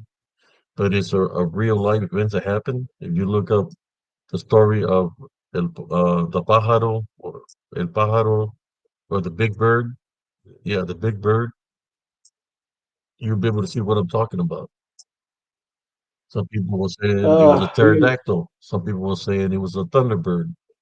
Some people were saying it was a gargoyle. Uh, some saying it was a demon. You know, but you gotta remember, The OBL said it was a bird from Sesame yeah, Street. there's demonic beings that can manifest and look like anything. No, but I remember, man, that those were real scary times, Primo, because you didn't know where it was coming from or when. They wouldn't let us go. They wouldn't let us go out in the playground, uh, especially if it was raining. Well, yeah, they wouldn't let us go outside because they were afraid that it would attack the children. I mean, it picked up grown men up in the air. So imagine it could literally fly away with a little kid. He was picking up grown men. That's how big it was.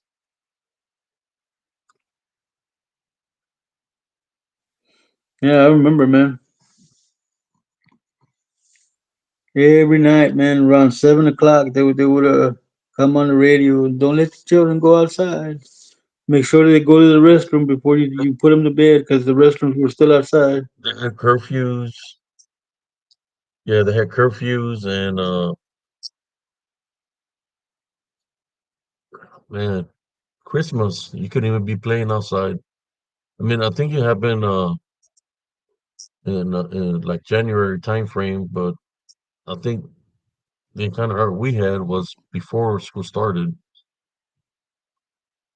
With Pincher runner. the Smurfadecto.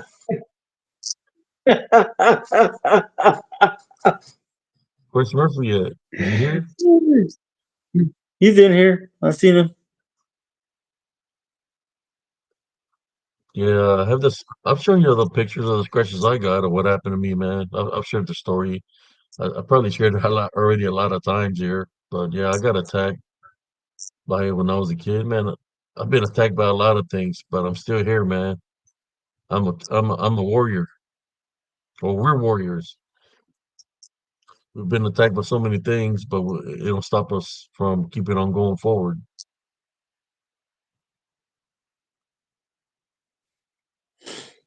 So okay, we covered the Pajaro. Now where are we going from here, man? Let's see. Let's go with what Chris wanted to talk about. The Lobo. I ran into one 2018, Chris, in Ferris, Mississippi. Farrell, Mississippi. We were working at the Farrell Gin, the night shift. It was like 3 in the morning. I'm standing on the feeder, and I happened to look to my right. I think, yeah, to my right. And since I was up high off the ground on the feeder, I could see over the top of the bundles of Pardon? cotton that were ready for sale. And I saw this. What I had to take a double take, and it looked like a brown dog walking on 2 feet. So like the second time I looked, I saw it, and it was moving kind of fast, and it was going around all the bundles, man, all the pacas of cotton.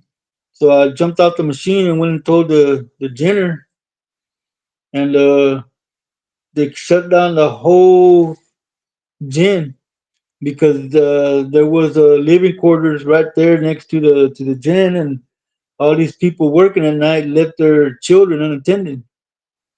So they started following it, and it went into a storage for the cottonseed.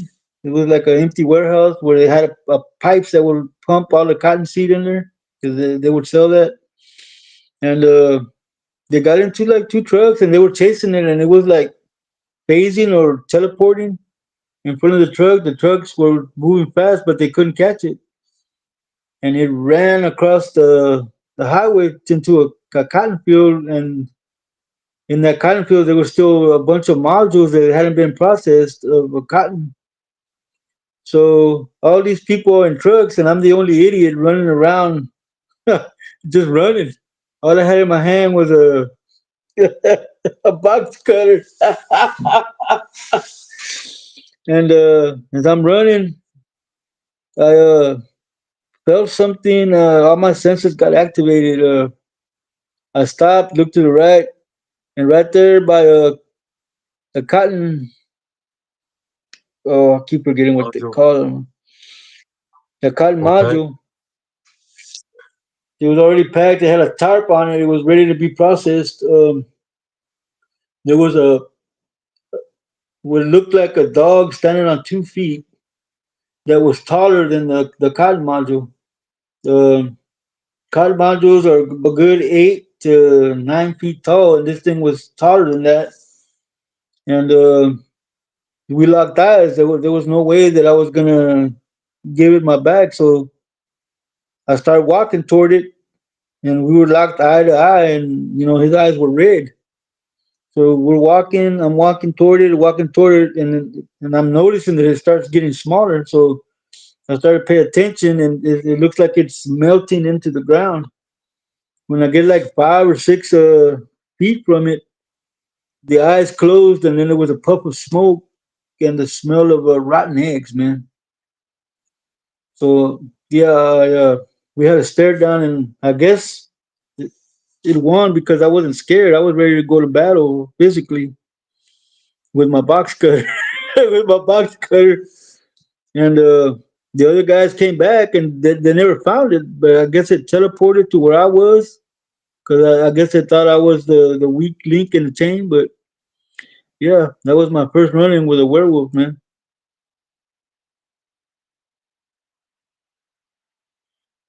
So you see, Well, be careful. Be careful, runner, that you don't run into Smurfy.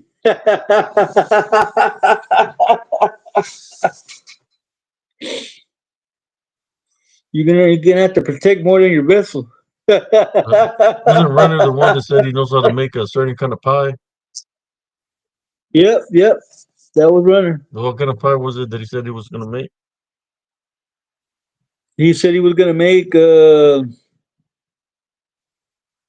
cobbler. I can't remember what kind of cobbler, but he said he made a four Buenas cheese noches, lasagna to Jaime. me. And no sé, Jaime, ¿qué pasquís, vato? But Yeah, Lobo went into the ground, right? Like, yeah, it melted into the ground. Yeah, Chris, that shit was crazy, man. Uh,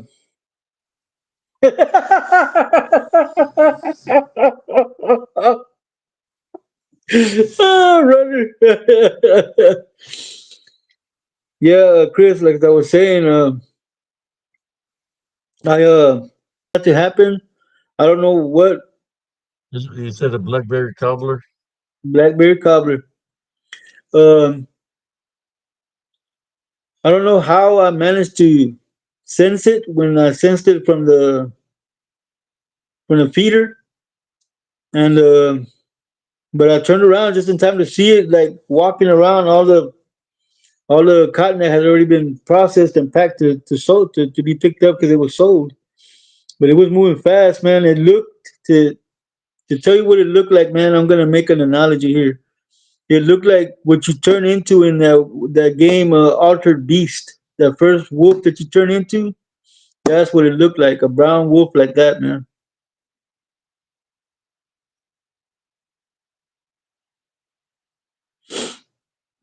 So yeah, that was my first encounter with a look. And what's crazy about it, you wasn't the only one that seen it. It was everybody else that seen it and was chasing it.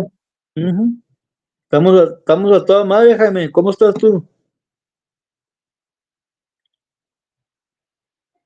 Yeah, that's a good thing, man. That I was the only one that seen it because when it went into the seed storage, man, people went in there and they came out running. So the where everybody parked was right there by that where they put the seed, and they all jumped into two trucks, man. And they were chasing it, and it was in front of the trucks. Yeah, so did I. I wasted a lot of quarters, man. I actually got pretty good at it, but that's what it looked like.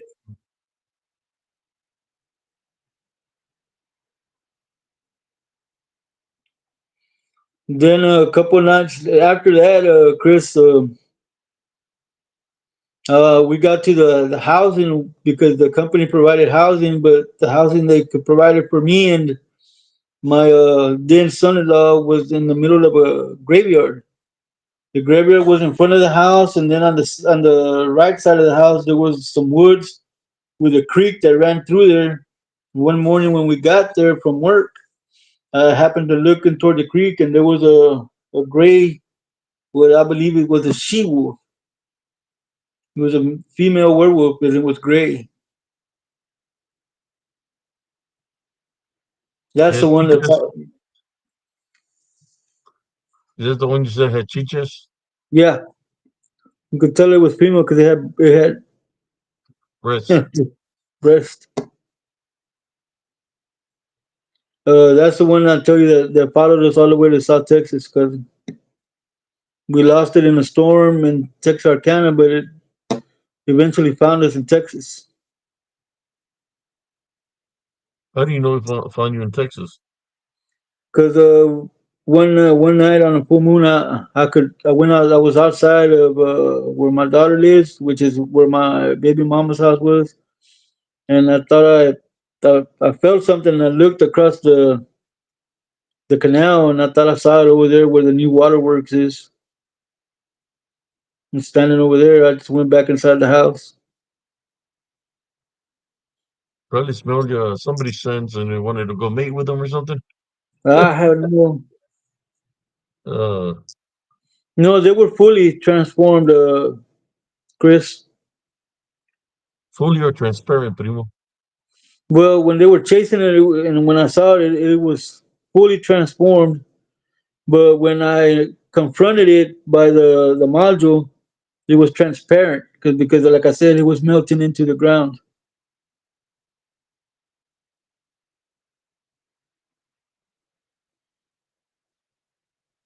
I guess it went back to the hell realm where it came from. I don't know. So how tall was it, primo? Did you say how Well, tall it was? I'm thinking it was maybe 10 or 11 feet because the module is like 8 feet, maybe nine, and it was taller than the module.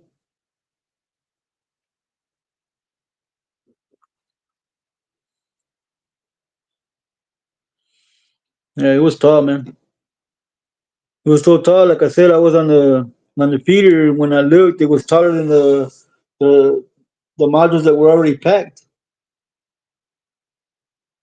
It was moving like real fast, moving through the around all the cotton, man.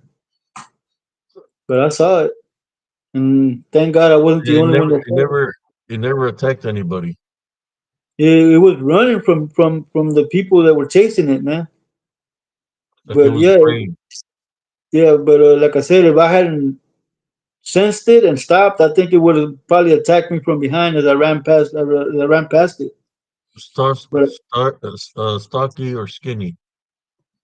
it was built, Christian, I man. should say. It wasn't skinny. It was built, man. It had a Muscular. big upper body. Yeah, it had a big upper body, man. Very wide shoulders. I'll be right back, cousin. While you answer the question. Hmm. Welcome, Smoke. ¿Qué pasa, squeeze, vato? Smoking. Welcome, casual conversations with GNA. How are you doing? Welcome. So, any questions on what I seen?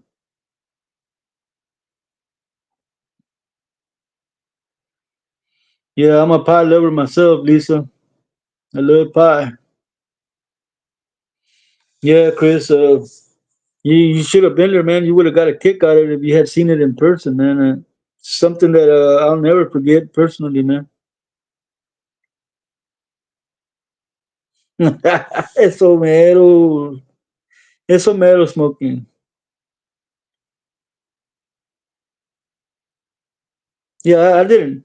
I would have never asked to see anything like that, Chris. But you have to play the cards you're dealt, man. Luckily, my senses were attuned, and I didn't pass it and give it my back. That's why I decided to confront it because I'm crazy, man. I'll fight anything. That's when I think I'm a Klingon.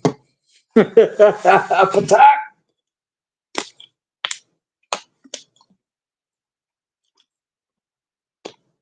So, any questions?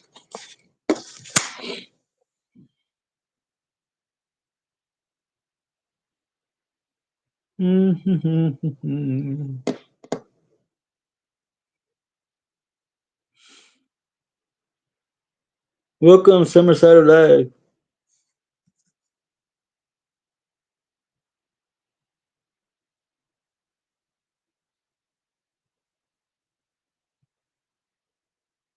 Right, Summerside.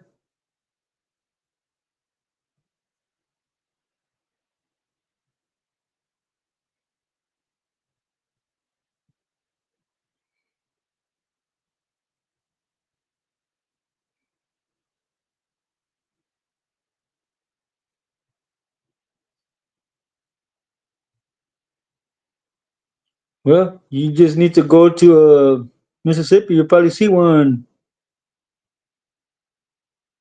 Jaime. We're doing casual conversations with GNA. How you doing tonight? Sister Liska Haskins. Smoking. What's up, Yo Living Man?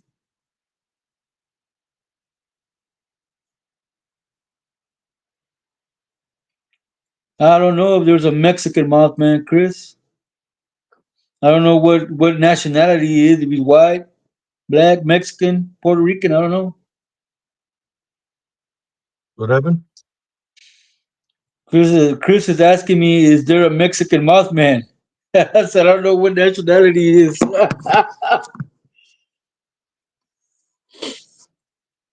A Mexican Mothman. I believe they're called different names in different cultures.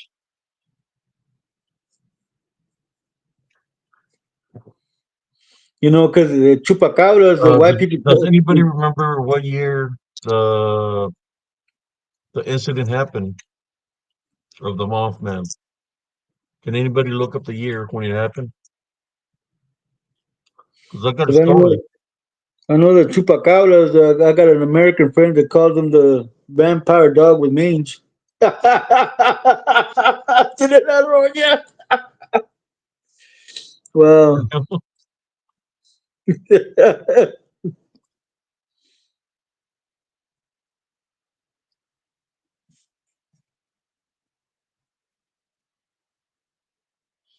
we just ridge runner creatures that attack from behind. That's effed up, man. Watch out for that little creature. I think it's called a smurf. But Lucas, I heard it was crazy fast.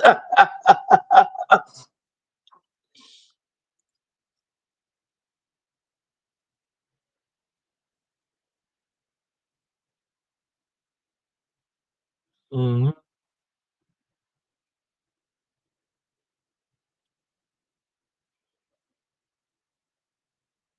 I believe the Mothman might be the same so, thing that happened in the Rio Grande Valley. so what's wrong here, Summerside of Life? Don't be giving hints, man. Just come right out and say it, brother.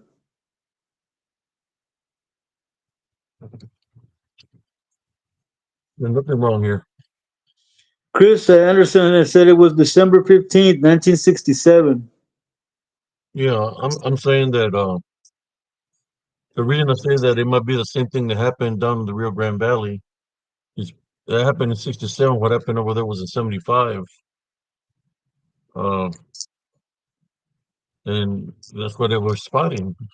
They were spotting the same thing that they spotted uh, as the Mothman, but we wasn't calling him Mothman.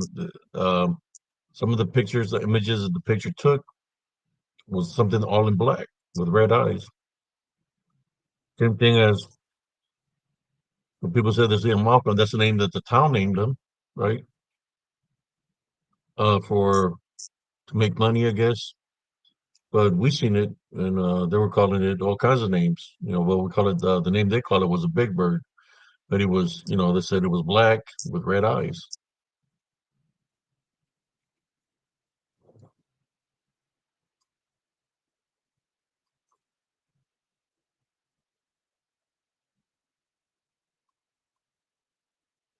I believe the natives know what it is. Those who live on the land.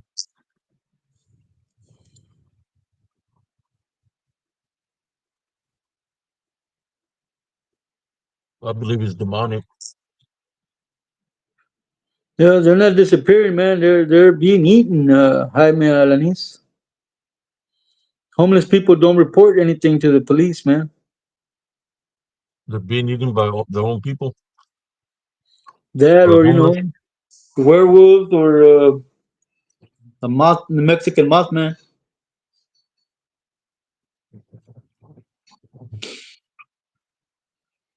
A Mexican Mothman.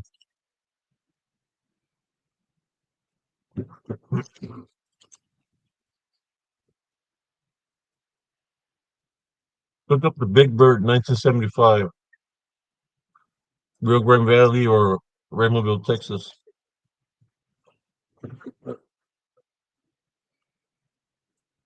What I Remember, seen was black, black with red mhm. eyes.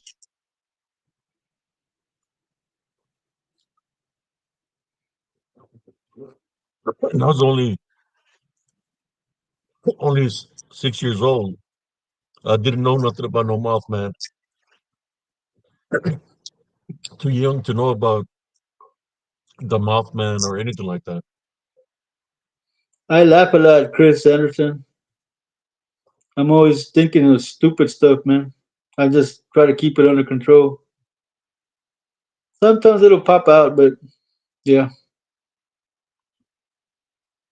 Let me see. I've got some pictures of the drawings that the people were spotting. Let me see if I still have them or not, so I can share them here.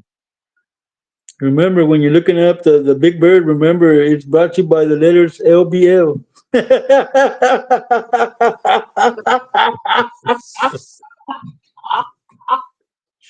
And by the number zero. Number zero.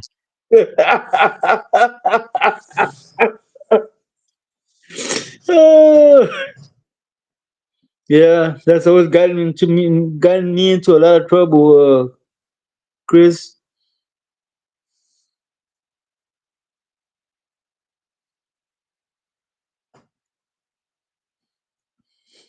That's why I was laughing. Oh,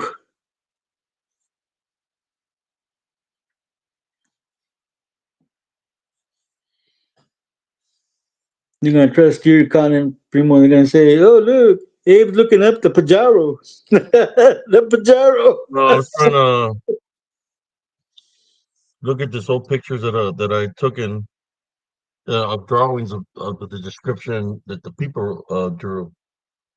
Uh, I wasn't allowed to talk to the news or anything about what happened to me because my parents were old-fashioned or strict, so I wasn't allowed to say anything about what happened to me. But I've seen it several times. Uh, I can give you a description how it looks. Well, I've given a description here numerous times through the Go story for it, that I shared when it DCCS. happened. What's up, Prima? Hey, no, Prima.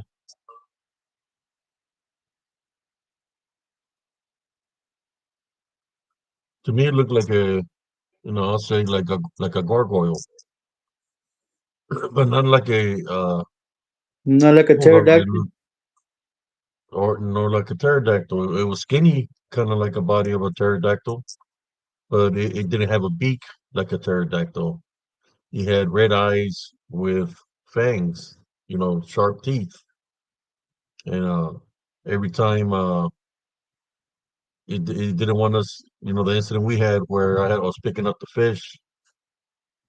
I can share the story if you don't want to hear it. I think I had made a show, but we did a show of it, but it was mad because I had gotten the fish that was in the middle of the road.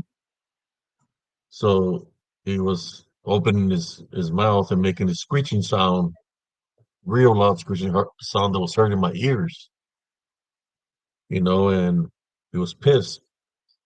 So, you could tell he was mad from the face. Like I said, I didn't see a beak like a pterodactyl.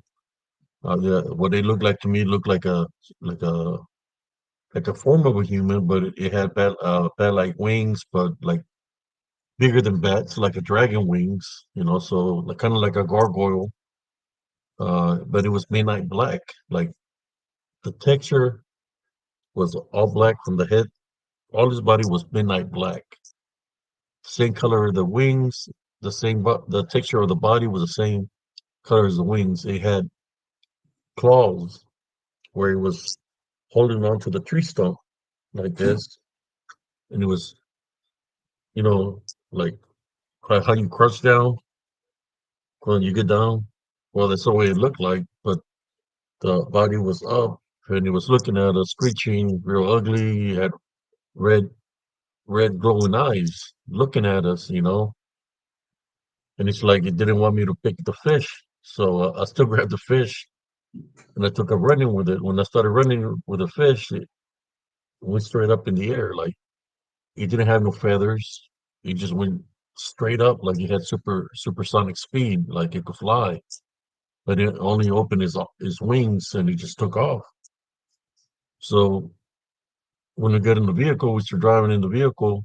because we're going to the ranch where friends lived. He came from on top. We had a 19. It was an old truck, old station wagon. It was colored green, the OD green one. Uh, he scratched the top of it.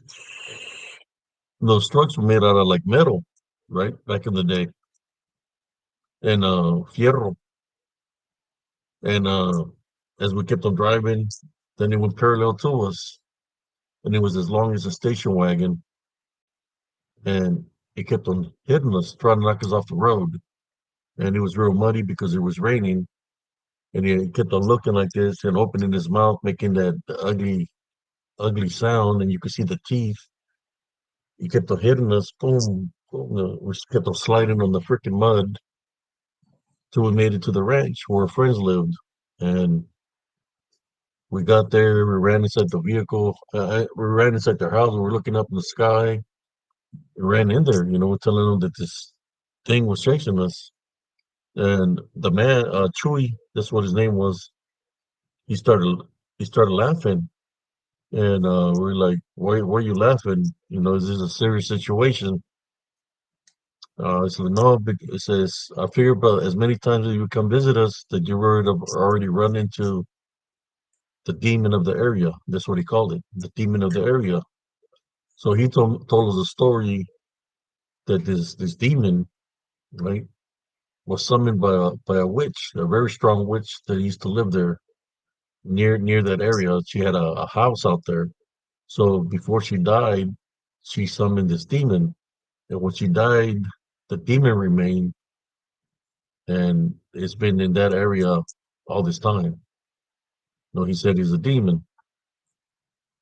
It would be understandable how it looked with the red eyes, uh, the mouth had sharp teeth. Looked like a demon. Didn't have no feathers.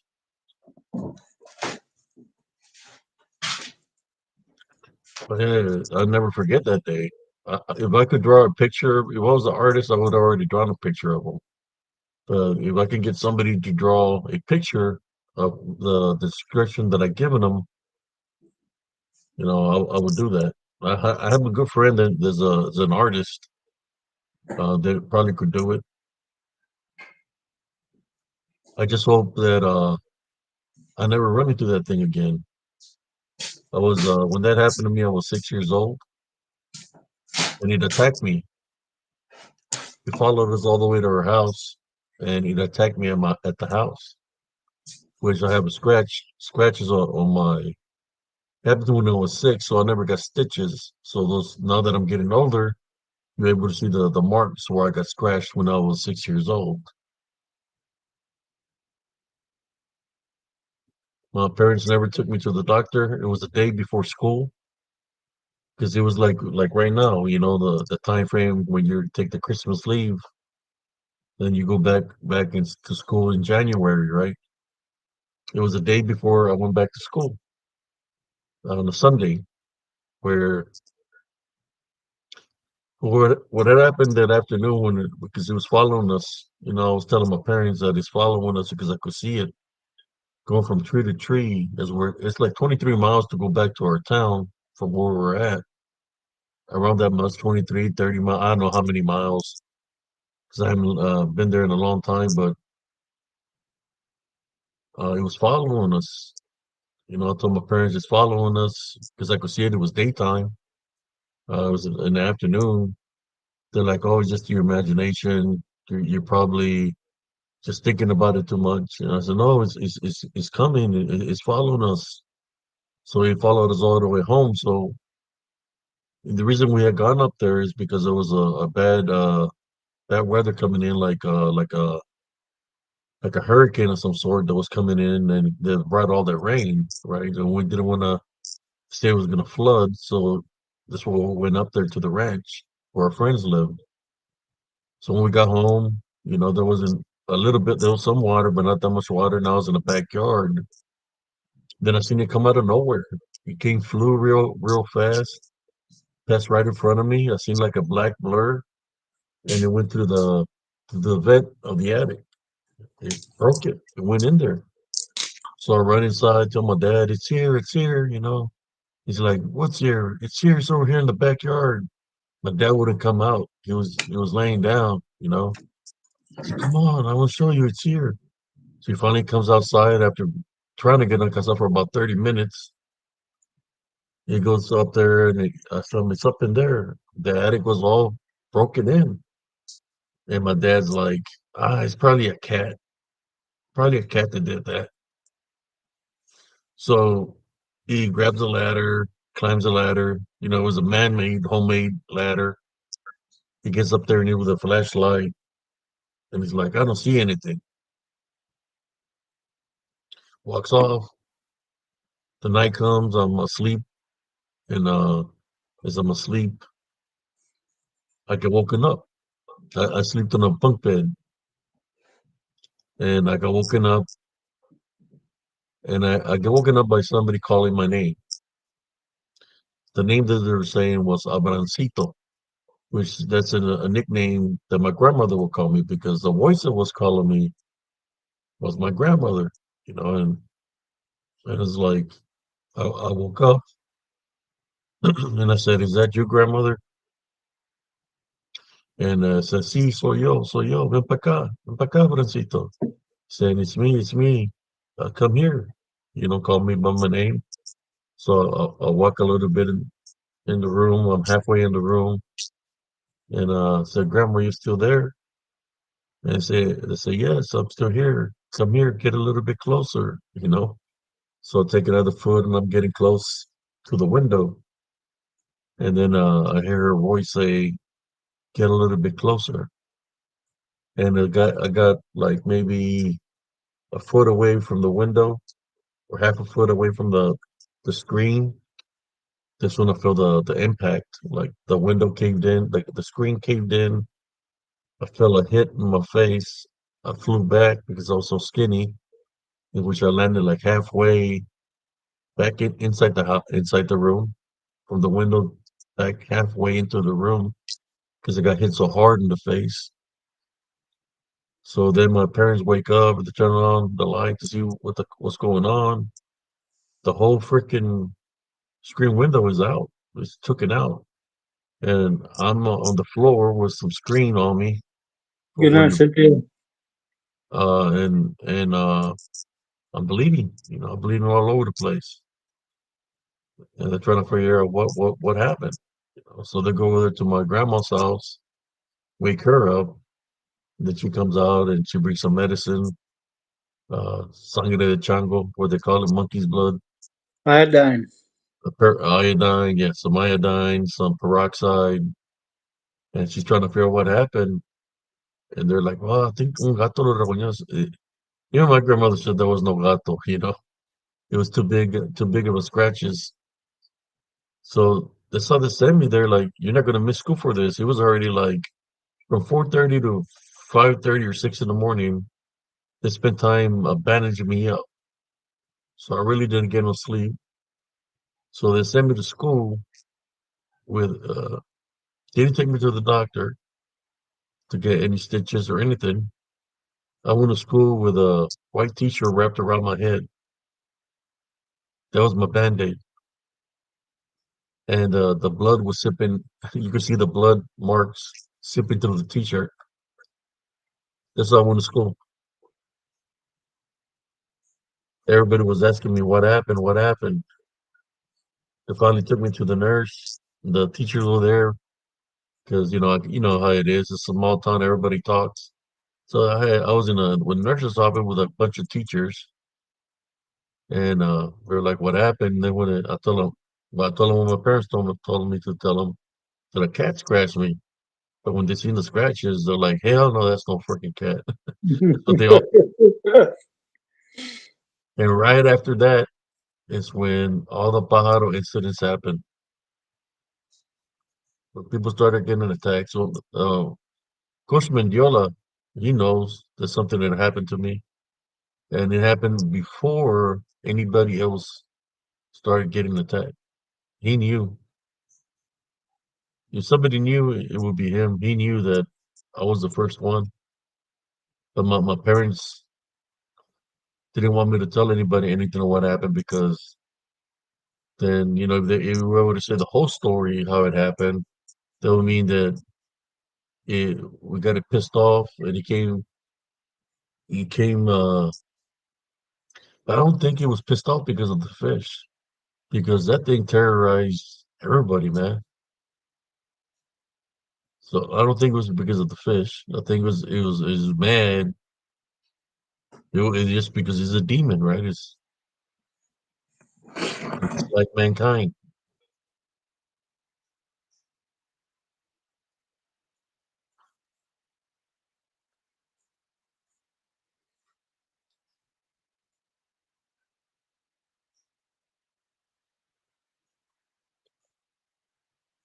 And if my mom would have been here, she would like, "Puerco." I don't know if she would talk about it or not, but sometimes the some of the things that they say. Sometimes just to leave things of the past in the past. Leave it alone. They tell me that's what they'll tell me. Leave it alone. Don't worry about that. Don't focus on that. Where they say don't give it power. Incidents that have happened that all the arrows point to that it's something demonic, an ugly spirit, shadow figure, a lechuza, a bruja, a werewolf, um, apparitions, uh, el indio. Oh, tell them about the Indio, primo. They all say, "Oh, just leave it in the past. Don't bring it up. Just leave it in the past." I mean, how can you leave it in the past when you went through the spiritual attacks from those things? Tell them about the Indio, primo. The one with my mom, or the one that I Yeah, had as a statue on uh, horseback. yeah, whichever. Check it out, guys. I got this pyramid from my father, right? Before I got that, he had an Indian sitting on a horse, and he was supposed to be a protector. So I liked it, and I liked it, and I would see my father care for it. And every time that he would re-energize this statue, you could see the Indian sit taller in the saddle, and the horse. You could see the horse pick his neck up and straighten out his back. So I would always freak out that it would do that. So I asked my dad, "Let me have it, let me have it." And I wanted it. So he finally lit up and let me have it. He goes, "Look, when you clean it, you first you get a cigar and you blow smoke on him, and then after you blow smoke on him, you get some bacardi. You take a drink, hold it in your mouth, and you spit it at him 3 times. After you spit on him 3 times, you blow more smoke on him with the cigar." And when I would do that, man, you would see like the Indian sit up in the saddle, dude, and then you would see the horse straighten the neck up and the back. He would like he would pick his back up a little bit, and he had the most beautiful shine on it, man. So I had it for a year, man, and my dad warned me, if anything ever happens to this, something's gonna happen. And I didn't believe it, man. So I kept him behind the door because he was like a guardian for the threshold, a protector. So I got into it with an ex girlfriend, man, and I moved out, but forgot the Indian. Well, they broke it. They broke the statue. Everybody got sick, man. I wound up with what they thought was walking pneumonia that turned into tuberculosis, man. My left lung got filled with liquid, and I almost died, man. They were trying to puncture my lung to drain it, and I told them no. Put me on antibiotics. If I die, I die. But that's how y'all killed my grandfather. Y'all punctured the wrong lung. So they put me on experimental medications, man. A nurse would come twice, and every time she came, I had to drink 19 pills, man. That they were experimental for tuberculosis, man. I did that for a year, man, and I beat tuberculosis the second time in my life that I beat it, man. I got my lung back. My brother Gilbert, he almost died, man. They wound up removing half of his lung, and that girl that and his girl got sick also, man. She got a real bad upper respiratory infection, and the girl that I with that I got into it with, man, that I left, she got sick, man. She almost died because she's the one that actually broke it. Both of her lungs filled up with liquids, man, and she almost died, man. So yeah, after they broke that, we all almost died, man. Oh, Ain't that weird? That's weird, man. But yeah, that's that's an Indian crazy. story. Right there. That's an Indian story So it right was there. like a bad omen.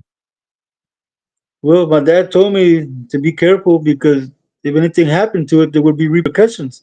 When I left, I forgot it, and I guess they didn't see it. They slammed the door open and broke it, and yeah, we all almost died, man.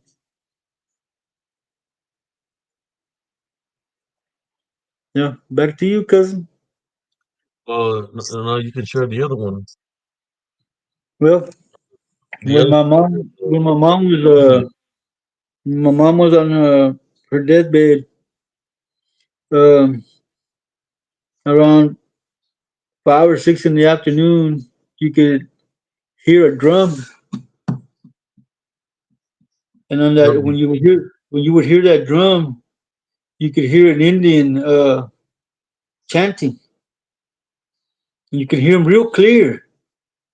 I mean, I would walk outside and I would hear it louder, but I could never find where it was coming from.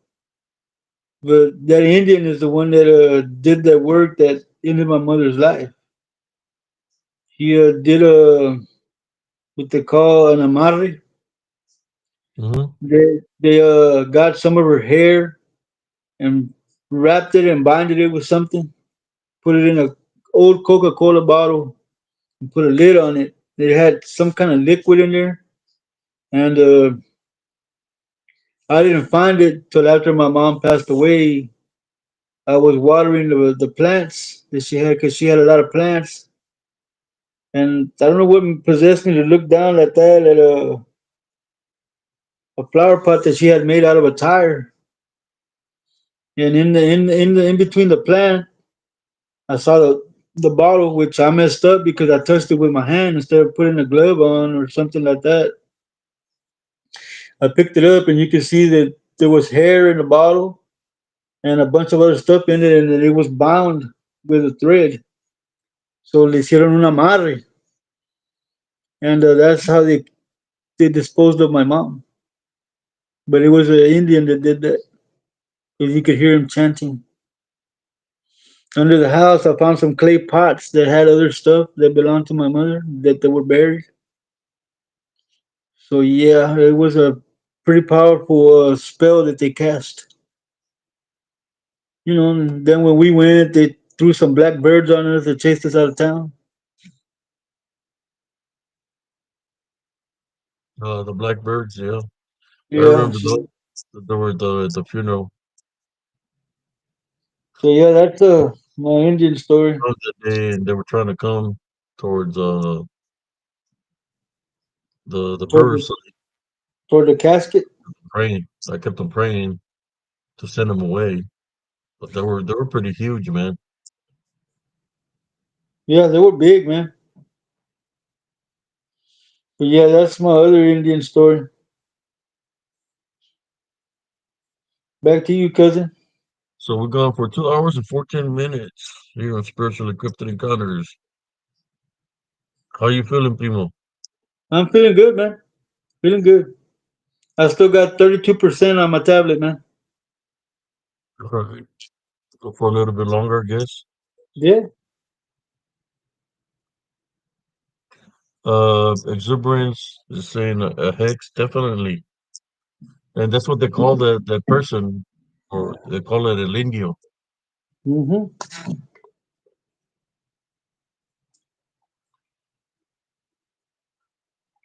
Yeah, a lot of witchcraft and necromancy, man, down there in the Rio Grande Valley. But one thing about everything is that his mom found Jesus Christ as her Lord and Savior, and she was a reborn Christian, and that's what protected her. Those brujas were pissed off because they couldn't get what they wanted to get. It's not You know? Lisa. It's not that they didn't like my mother, Lisa. Is that one of my mother's cousins with the same name as hers was wanting what my mom had, which was my stepdaddy, and that's why they got rid of her.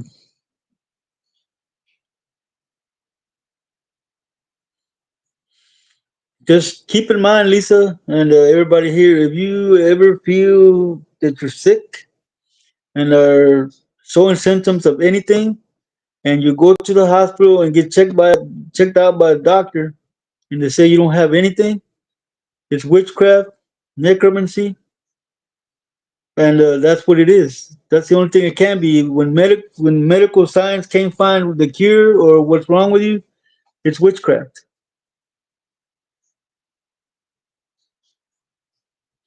That's I when you even gotta go prayed for see your your. mom. We spent the afternoon speaking over the phone, Hmm. prayed over the phone and everything. I was the one that told her that Jesus Christ is the Lord and Savior, uh, and stuff like that. And then she got into to religion, and she found Jesus Christ. And I guess those people were pissed off because even though the people from her church, where she was going to, were there, they had like they were like mariachi, but they were playing, singing songs and everything. And I'm getting chills just by talking about it right now. And And those two, you can see that those always two women holding hands, cousin. that always made me feel bad after she passed away, man. Because before I came back to Fort Worth, man, I was living there with her, man, and I told her I wanted to come back this way, and she begged me, man. She begged me not to go, to stay with her, to stay there with her, man. But yeah, I just when I'm not here in this city, man, I miss this city, man. I don't know why. When I'm not in Fort Worth, I miss this city. I cry for this city, man. I don't know why, brother. I don't know why. I just when I'm not here, I don't feel home. Even though I was born in South Texas, man, this is my city. This is home. And the last time I went to Raymondville, man, I told my uncle I'm going home. When I went home, man, I pulled up to the house, and there was no house. It was just an empty lot. Oh wow! Yeah. My aunts took it into their heads that they should just keep the lot and sell the house after all the money my mother put into that house, man. You know, my mother died there. Uncle Joe died there. Theo Richard died there, man. Grandma and grandpa, they died there. The Her spirits of house. the spirits of the De La Fuentes were in that house, man. But yeah, man, it's kind of sad, man, when you go home and you show up and there's no home to go to, man. So I came back to Fort Worth. This is my home.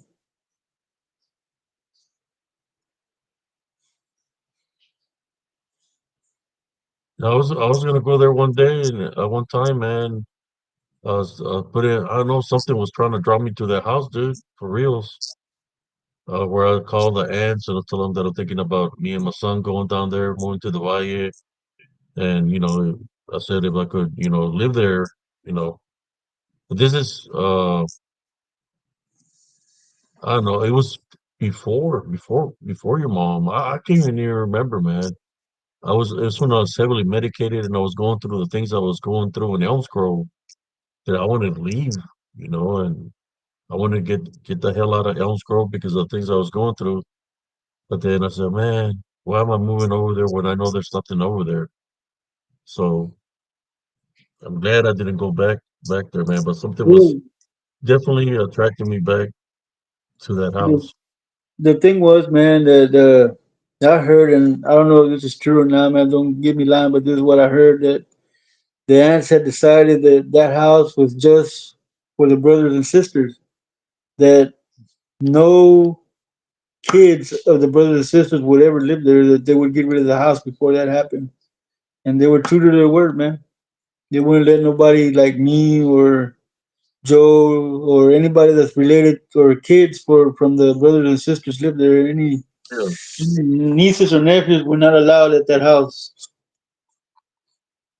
Well, I'm kind of glad I didn't go to that house, man, because that I stayed up here, man. I never went back. But is it I was being spiritually attacked, man, and that when you get spiritually attacked, like the way I was getting attacked in Elms Grove, he wants to throw off your mentality and everything, make you think all kinds of things. But he was trying to probably trying to set me up if a lot of people has passed away in that house. This what would have probably happened, you know. So something dealing with that, Mhm. dealing with the bloodline, Well, I would assume. let me tell you, that house they bought it and they took it and they put it over there by the Pony League Park, which is now the Veterans Park. Okay. One day, me and my ex, with my baby mama, we were walking, doing our walking around the track. I got spiritually attacked when I passed by in front of that house, man. So bad, cousin, that I went down to a knee. I went down to a knee. I felt completely drained and dizzy. So, I told you that my baby mama says she's a Wiccan, and she went and grabbed a rock and she put it on me. And I felt better after she put that rock on me, and then she threw it away. Then we went home, but I got spiritually attacked in front of that house because they put it right in front of the park, man. So there's You definitely know, something there, some negative energies there. as a matter of fact, it's on that block where Predator lives.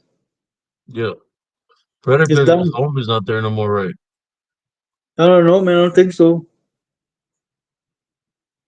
But yeah, right there where he used to live, that's the street that they put that house on, man. And like I said, when I walked in front of it, man, across the street, I got spiritually attacked. Did you see that? So yeah, man.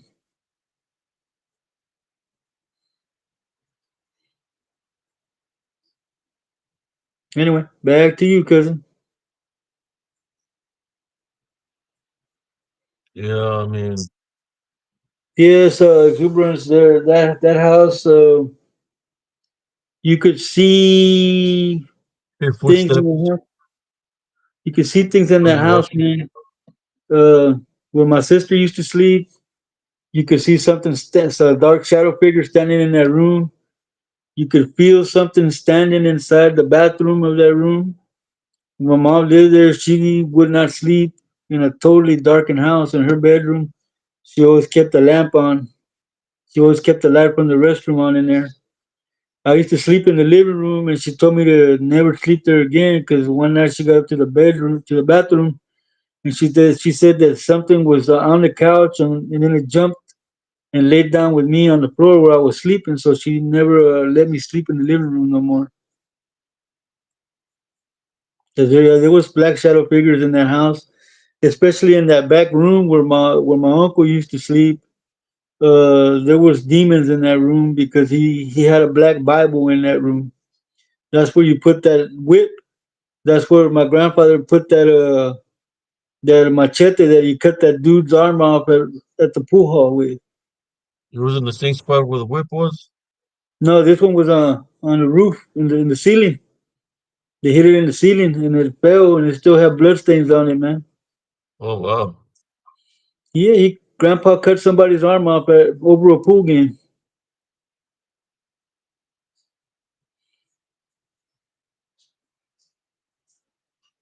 Okay, back to you, cousin. Uh, yeah, we don't want to trip out too much. The viewers here. They just didn't understand where we come from.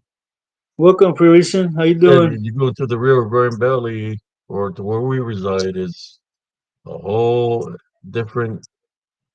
Uh, it's bad, man. I don't even go over there. Not, Yeah, but the only time that I go there is when there's a funeral. But even like that, I don't like going to funerals, man, because it's just pretty hot and heavy there. I don't know how the people do it, the ones that live there, man. I I, I don't know. they're used to that shit, man. I can't live there, cousin. It's to me, it's like I'm caught in a time warp, and time is moving by really, really slow, man. Like I said, when I'm not here in Fort Worth, I cry, man, because I miss this city, man.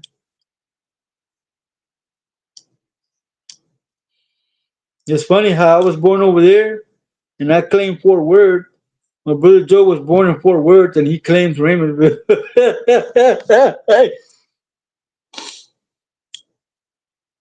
It's crazy No, it's not Ramonville, Jaime. with a D. Got to be a D in there, man. Raymondville. Devil. That man that says it by itself. Devil. A la chingada, demonios. You know, Yes, look at the spelling, man. If you at the D and you adjust it, Demonville. there's a Yeah, lot of there's a lot of names it can spell. It can spell demon and it can spell evil. If you look at it, it's got a ram. We already know what the ram represents. yeah, That's I never Pericon. paid. I really never paid attention to that, dude. Till right now, the way you spell Ramon, Mm-hmm. you can spell evil with the last four letters, and then uh with a D, you can spell Diablo también. Mm-hmm. Yep, yep. Brujasville is what it should be called.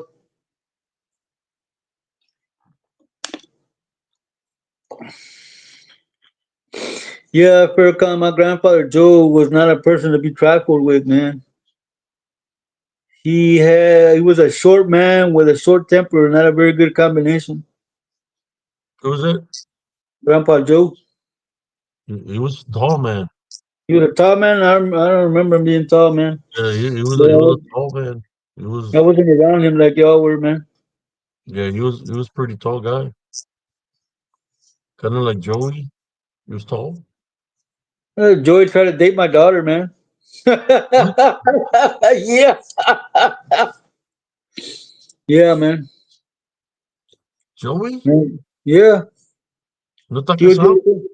No estaba casado when that happened, man. That was when before he met his old lady.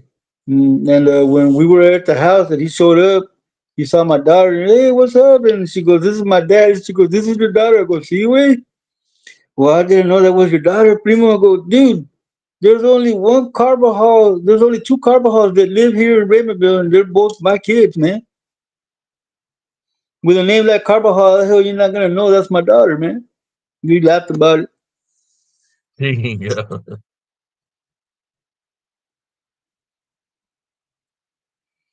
Man, my daughter's pretty fucking wild, dude. I don't know. I guess that was what I acted like when I was her age.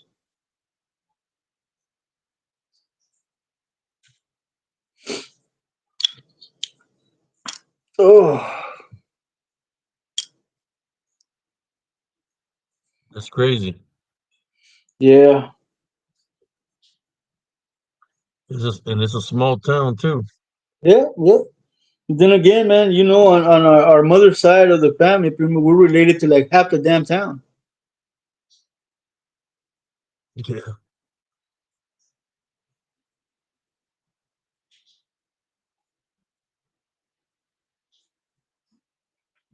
I found out that out. It's like, hey, I remember that girl.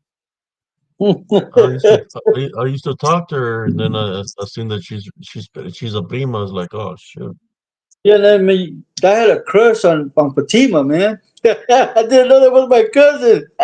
she's a cousin. I didn't know, man. I had just come from Fort Worth, dude, and started going to school where I actually met her. I had a crush on her, man, and then she's like, is your sister Susie? I go, yeah. She goes, hey, cousin. I said, oh, shit, cousin. And then, I had to back off, man. Dang, cousin. I had no idea. Primo, who were cousins and who weren't. We were Yeah, related to so sometimes many people.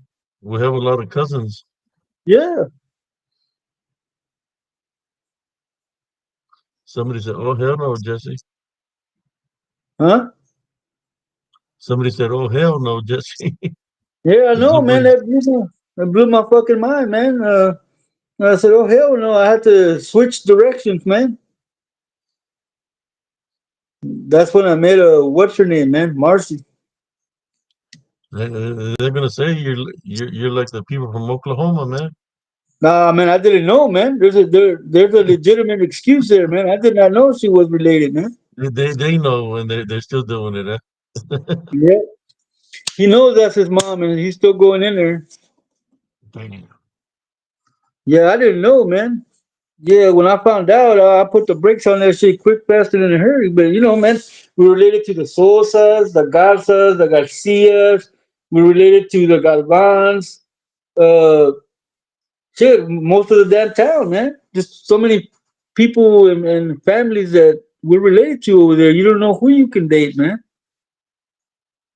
Los Condes, Yeah, the Condes, los Chavez, especially los Chavez, man, all them. Garcias, and some Garcias too. Yeah, and some Garzas. Garzas. Mm-hmm. That's practically half the population of Raymondville right there, man. Just in those families we mentioned. I don't know why most of the Chavez women look like straight up natives. Yeah,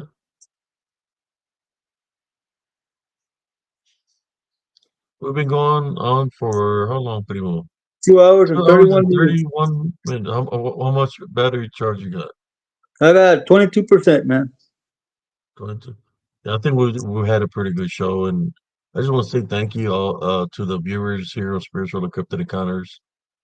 Thank you all for your support and for always tuning in.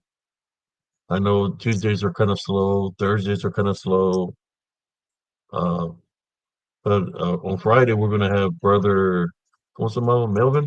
Is it Melvin or Yeah, Melvin. Mervin? Melvin. Mervin? Yeah. Yeah, Melvin. No manché, exuberance. I backed up ese.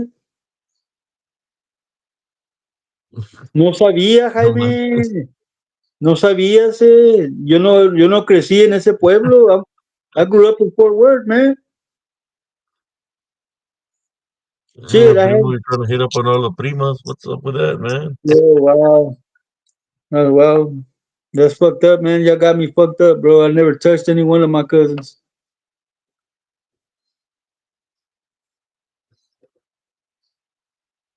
Don't forget, we'll be here Friday. Yes, Friday night. Mm-hmm. We're gonna have Melvin back on the show.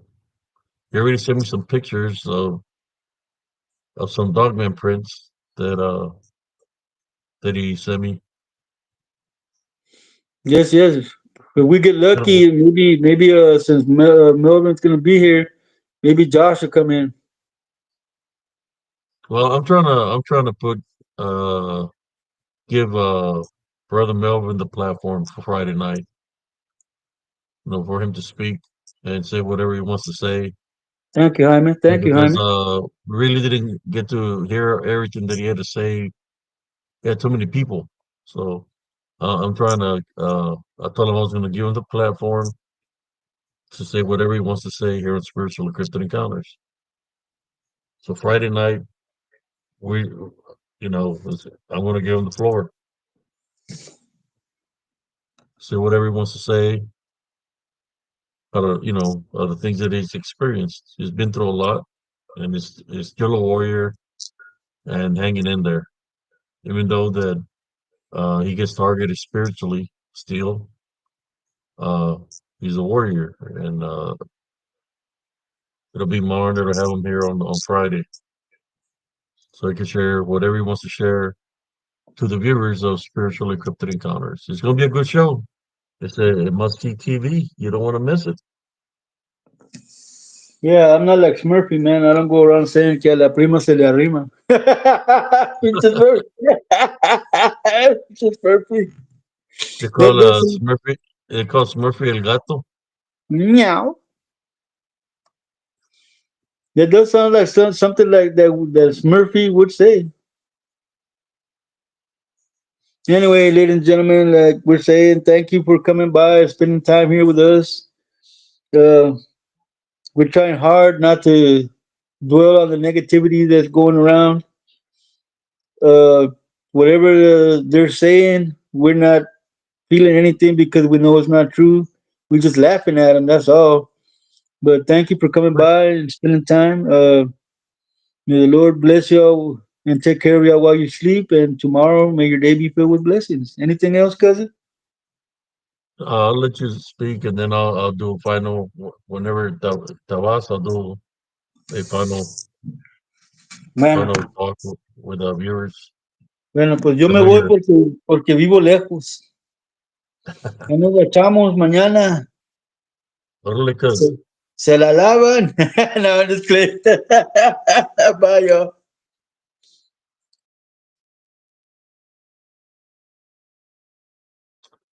There we go. Yeah, so many things that we've been through, man, and that's why I talk about here on Spiritual Encrypted Encounters. The sharing is caring. Sharing is caring. But if you got a story or something to say, that it'll resonate with somebody because somebody might be going through something. Uh, and I can resonate to everything that he's saying because I remember the things that he's talking about. I can verify because, the house where my grandfather lived, I would see all these things that he's talking about. The shadow figures, sometimes you can hear boots walking in the kitchen. You can hear somebody walking in the kitchen, but there's nobody there. Uh, I had an experience in the closet where that's I guess where they kept the machete. My grandfather had told me, "Do not go into the closet. There's something there." And what I found in there was a shotgun. He had told me not to go in there because his shotgun is loaded. That he keeps it loaded. And I was a little kid, and I go in there mess around. I'm looking at the gun. A kid sees a gun, a kid thinks it's a toy, right? So I'm there in the closet. The gun is leaning to the left of me, is leaning a certain way, and I'm sitting inside the closet. He's got stuff in the closet, and I look at the trigger switch, and I go in there, and I barely touched the trigger.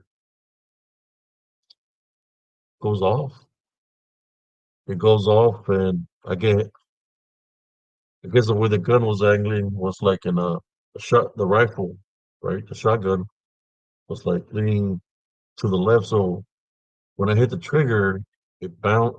It went off, and I got hit in the head, and I got knocked out. So my grandfather was up on the front porch with my mother. He was smoking a cigarette, and like as if I'm knocked out inside the closet, you know. And they thought you know, that I wasn't here no more. But then when they checked me, I was okay. And my grandfather, you know, he was mad with me. He didn't hit me, but that's the last time he allowed me to go back in his room. You know, but yeah, I could have not been here or not listening. But yeah, there's a lot of activity in that house.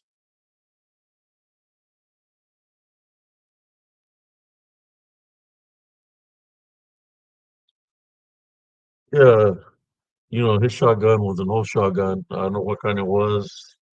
I was just a kid, man. I touched the trigger. And shotguns, it went off, man. It was loaded, like you said. Like it knocked the shit out of me. Knocked me out cold. Hit me in the head. Ooh. When it hit me in the head, I think I could. I don't remember nothing. I was just knocked out. Luckily, that nothing hit me for when it went off.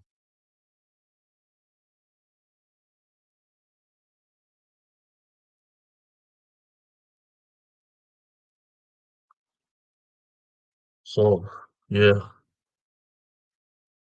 barely touched it. I was a little kid, barely touched it, like barely, and he just, yeah, kicked like a fucking mule, man. Excuse my language. That I was knocked out. Uh, I think I was like that happened to me. I think I might have been 6 years old.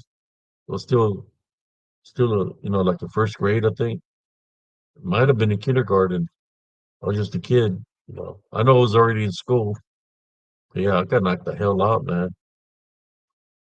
It could have been a lot worse. Right.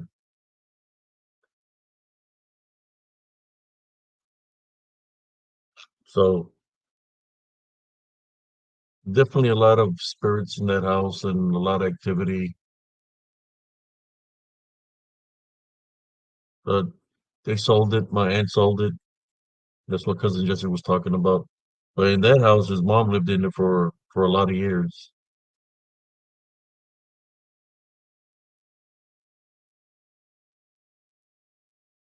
Then, well, when I was in the military, that's bullets flying.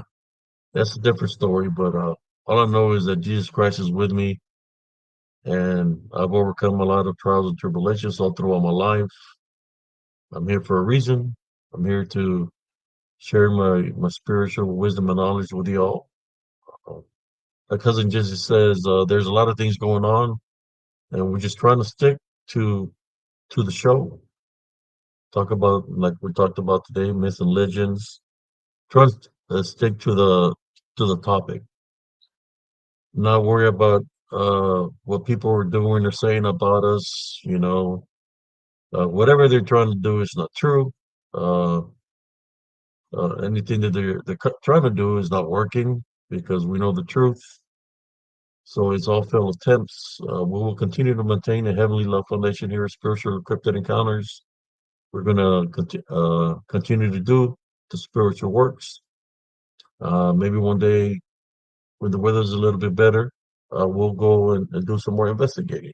But for right now, we're just going to have the shows, try to get guests on the shows so they can share their experiences uh, and continue to do the good works. Yes, I've always been protected. Even when I was in war, I knew, the spirit knew I was going to be in war before I even went to war.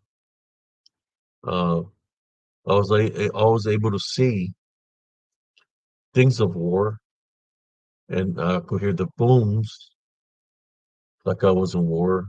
So all my life, I already knew that it was going to be part of my destiny that I was going to be in the military and that I was going to be in war. And it happened the first year. The first year I was in the military, I went to war. So, but basically, the things, the booms and all that I was seeing and hearing when I was growing up was just the Heavenly Father letting me know, prepare me ahead of time for what was to come. So yeah, I did 10 years in the army. I was a tanker. This job, the tanker and infantry, it's kind of like those are the hardest jobs because if we're called upon to go fight war, we're the first ones to go because we are the front line. We are the front line. Tankers, infantry, or field artillery, we're the ones that are out there fighting first in the front lines. So we're the first to go. We're the first to go to combat. We're the real boots on the ground, not not somebody pretending they're boots on the ground. We're real boots on the ground, and we're the first ones to protect, go offensively or defensively. And if something happens, in combat, normally the front line is the first to die, right? The first to go.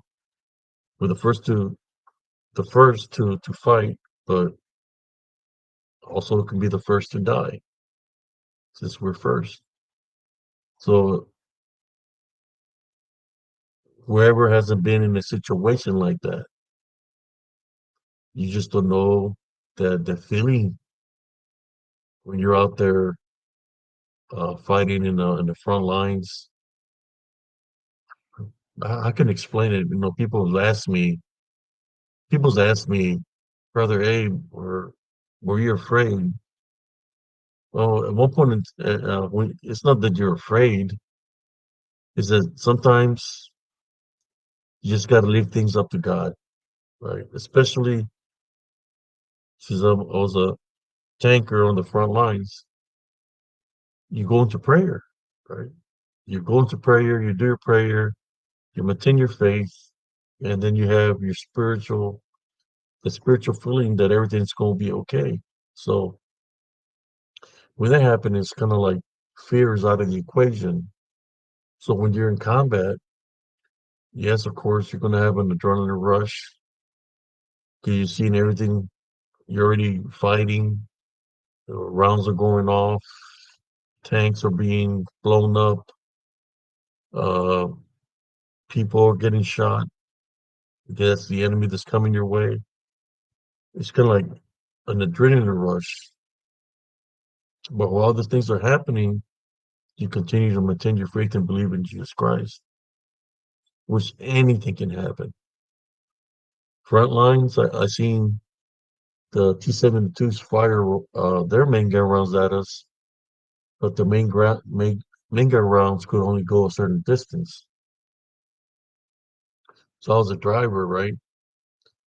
And I see the main gun rounds coming towards the tank, but it lands in the sand because we're too far away from its range. So they wasn't able to connect with us. But our rounds, they could connect because our rounds we could shoot them further. So our strategy was to keep like 700 meters in between our tank and their tanks, in which we could touch them and they couldn't touch us. So here I am.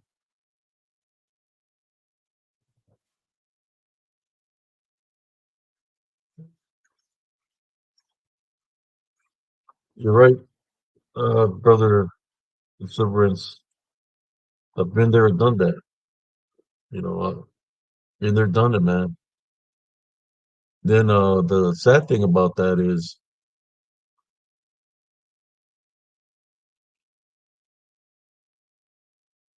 after um let's see after fighting the Medina Republican Guard, we had to stand. They told us to cease fire, right? Then we had to stand in place of where we stopped fighting, which there's nothing but dead bodies in the location that we had to still stand there and defend.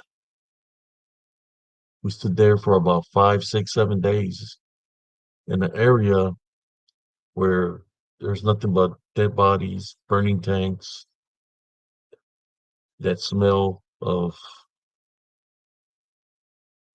burning corpse and dead bodies. Then dogs come out of anywhere, everywhere, start eating, and you're hearing all these things for about 5 to 7 days. It's no joke, man. You see dogs when the sun rises, they're all fat, fat. because dogs don't know when to stop to eat. Then they start seeing you as a meal because they've been eating human body parts. Yeah. So some of these individuals that come at me in a negative way, they wouldn't understand what I've been through, and they wouldn't understand what I'm capable of doing. I mean, golly, I'm still here. So I had to do what I had to do uh, to make it back from a combat environment. I'm just letting y'all know. I've been there and done that. Highly trained. We're the best of the best. That's what we went first. We're the best of the best. The best of all the military. Those are the ones that go first. The best of the best.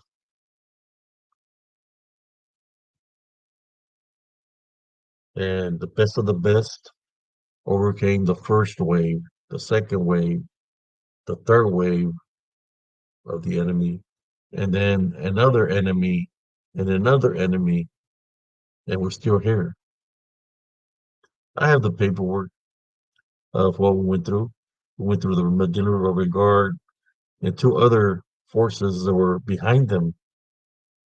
I have the paperwork to prove what I'm saying. So yeah, we're some bad MFers, man. So I just don't understand, you know, why somebody would want to come and disrespect a combat veteran. One thing about a veteran, like, there's veterans that serve but never seen combat. But I'm a combat veteran. I don't know who in the right mind would want to come try a real combat veteran. You just don't know what you're getting yourself into. That's all I can tell you.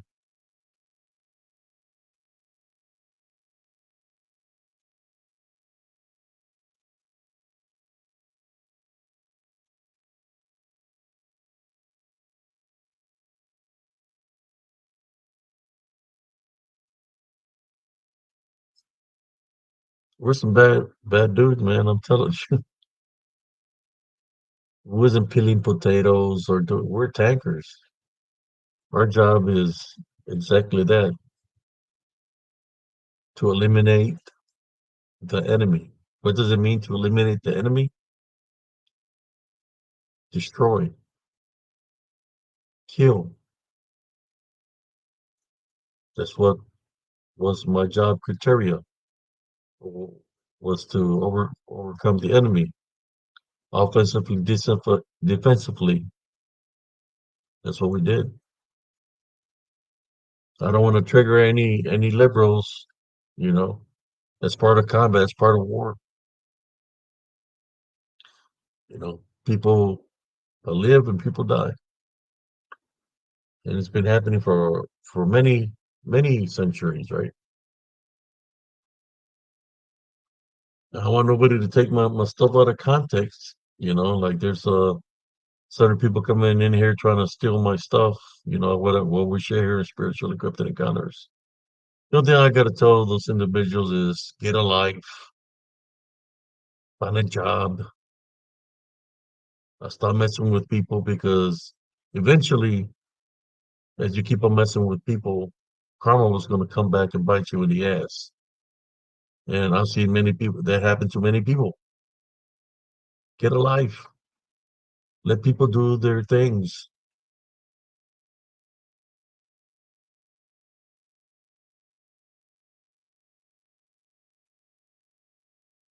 Let people do their shows or podcasts.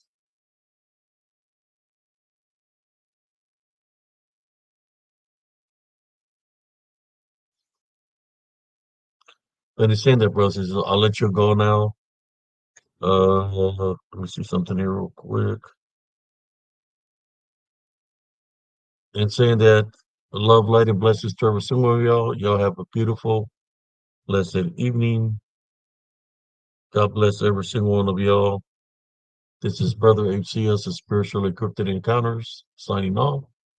Good night. God bless y'all. And peace out, everybody.